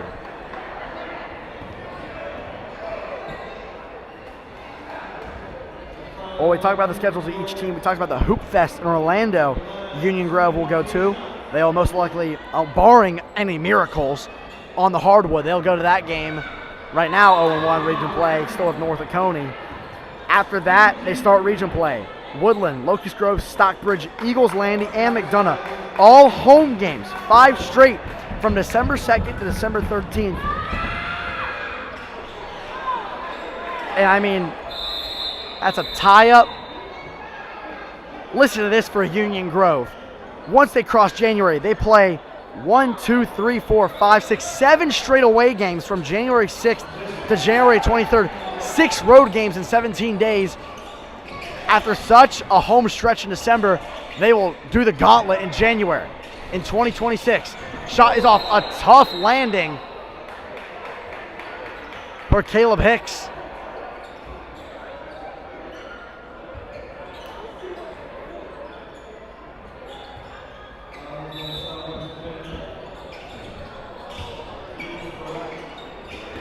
Hicks, top of the key handoff, goes to the corner. England can't corral it.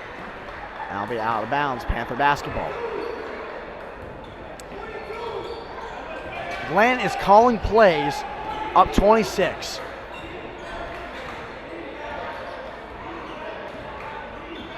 .5:13 remains. Drives with the right hand. Isolation, gets the foul call. You know there's been so many foul calls when the lady working the board is not even putting the team fouls up anymore. There's been so many foul calls, I think they just gave up. And because they know this will probably be in the bonus in about 2 minutes.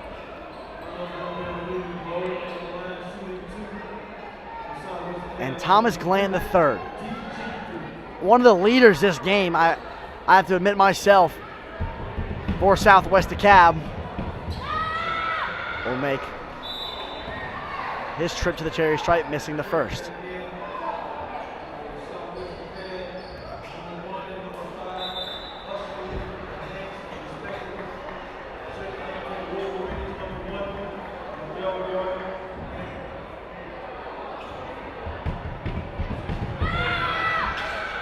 This one, just perfect. Goldilocks on the free throw.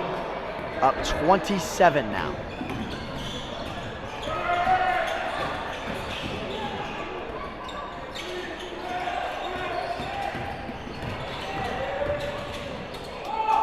Good pass, and what a block from Burks. He goes up and gets the rejection, my goodness. And that's why at 6'4", they play him at the center position. Wow. That is a high scraper of a play made by Aaron Burks. 4:45 remain, 27-point advantage. The Panthers look to go home, sleep in their beds tonight, 1-0. Long jump shot won't go. And now pushing the pace here. Takes the bump, goes across, stolen by Burks. Burks goes to Glenn. Let's see if Glenn throws it down. He takes the easy layup.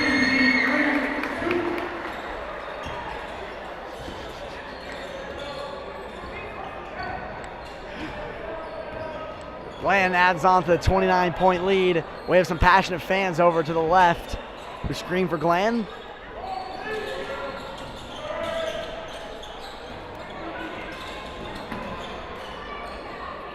Here's Smokes. Handoff from Elijah McElroy. The sophomore gets some playing time. Long three for Smokes. Way off the mark. Jacquez Hunter will come in, as well as Divine Ubo, the junior Ubo, get his second stint of playing time tonight.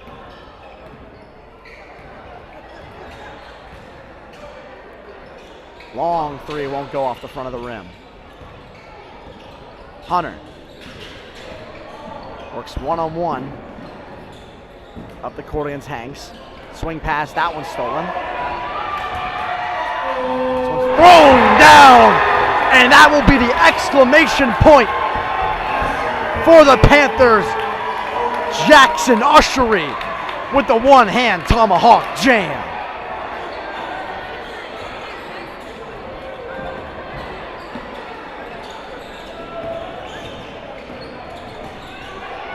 Stolen again. Here comes Glenn. Glenn goes up. Glenn's hacked. My goodness.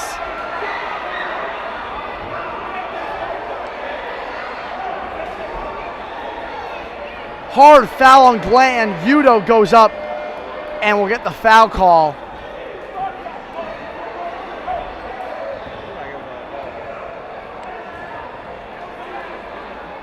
Udo went up strong, maybe a little too strong on the foul. And Glant will go to the line once again, shooting 2. First one drills it.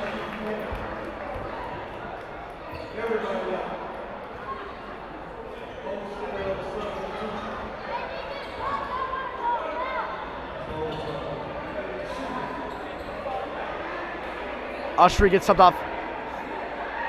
Looking like LeBron over there with all the handshakes he's got. More handshakes on the bench. Got a different one for each person. And now we have a timeout on the floor. Ref's talking about something. Looks like there's a timeout on the floor. Just want to remind y'all one more time, get this off just in case you haven't know. Hawks Naismith, don't miss the 2025 Hawks Naismith Tip-Off Classic on Saturday, November 22nd. We will have 6 grade high schools competing that day, halftime contest, free t-shirts, and more at Holy Innocents in Atlanta. Visit hawksnaismith.com or the QR code in the bottom right. Once again, that's hawksnaismith.com or the QR code in the bottom right. And once again, I just have to say, go follow the cameraman on Instagram, Derek.D.Wright.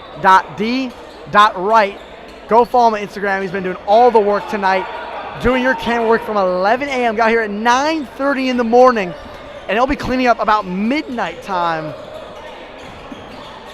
So give him a follow, show him some love. And a tough 3 right there made by Divine Ubo.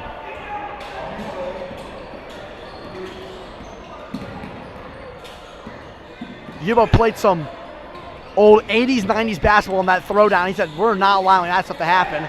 Bello for 3. That one's way too short. Ubo grabs the rebound. That one goes off the knee, and that will be out of bounds.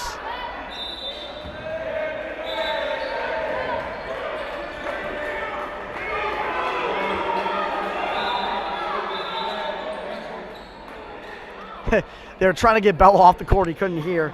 They had subbed on Dylan Bankston.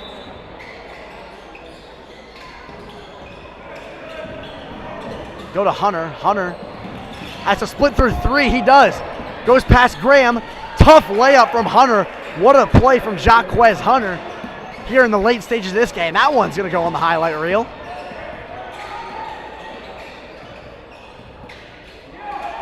Good pick away from Hunter.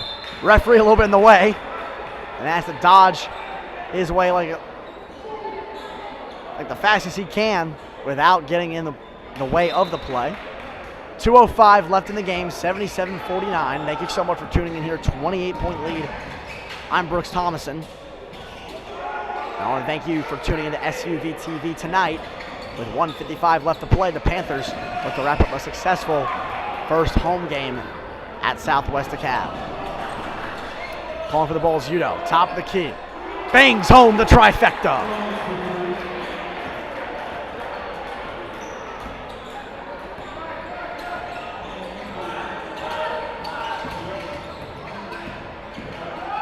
A little too strong there from Demetrius White. And one of the assistant coaches like, why are you passing me?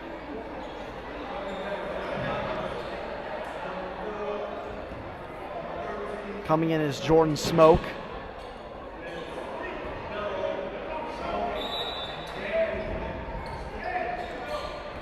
.129 left in the game, 77-52. Drives back the heart, goes to England. England, top of the key 3, won't go. Smoke grabs in the rebound. 1:15 left on the clock. Panthers still really pushing the pace. I mean, they're not really dribbling in this one out. Here's Glanton, the younger brother. Here's Smoke. 14 on the shot clock. 53 left in the game. Smoke drives, kicks it down. That one is going to be out of bounds. And even up 25, Eugene Brown is yelling, what are you doing to his players? Hunter, step back 3. Tough contested shot, won't go. That's going to be an offensive foul. A little bit of flying elbows right there from Dylan Bankston. Catches the nose of Hunter.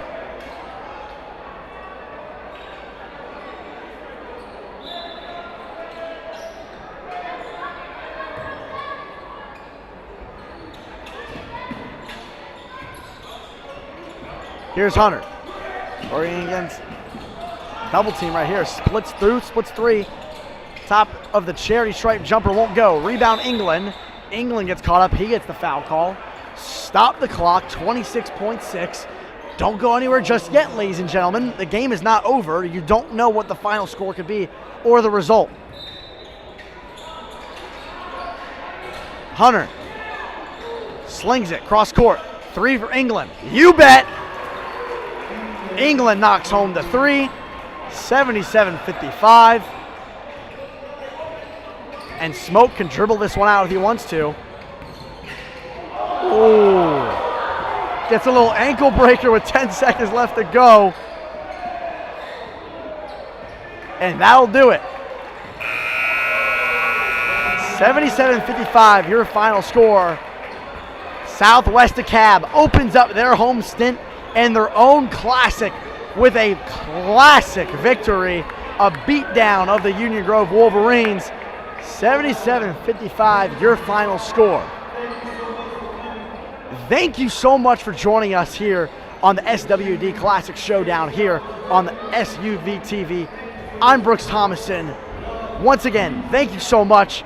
Southwest DeKalb grabs the victory and all 7 games in the books. Lights out, Kimmy.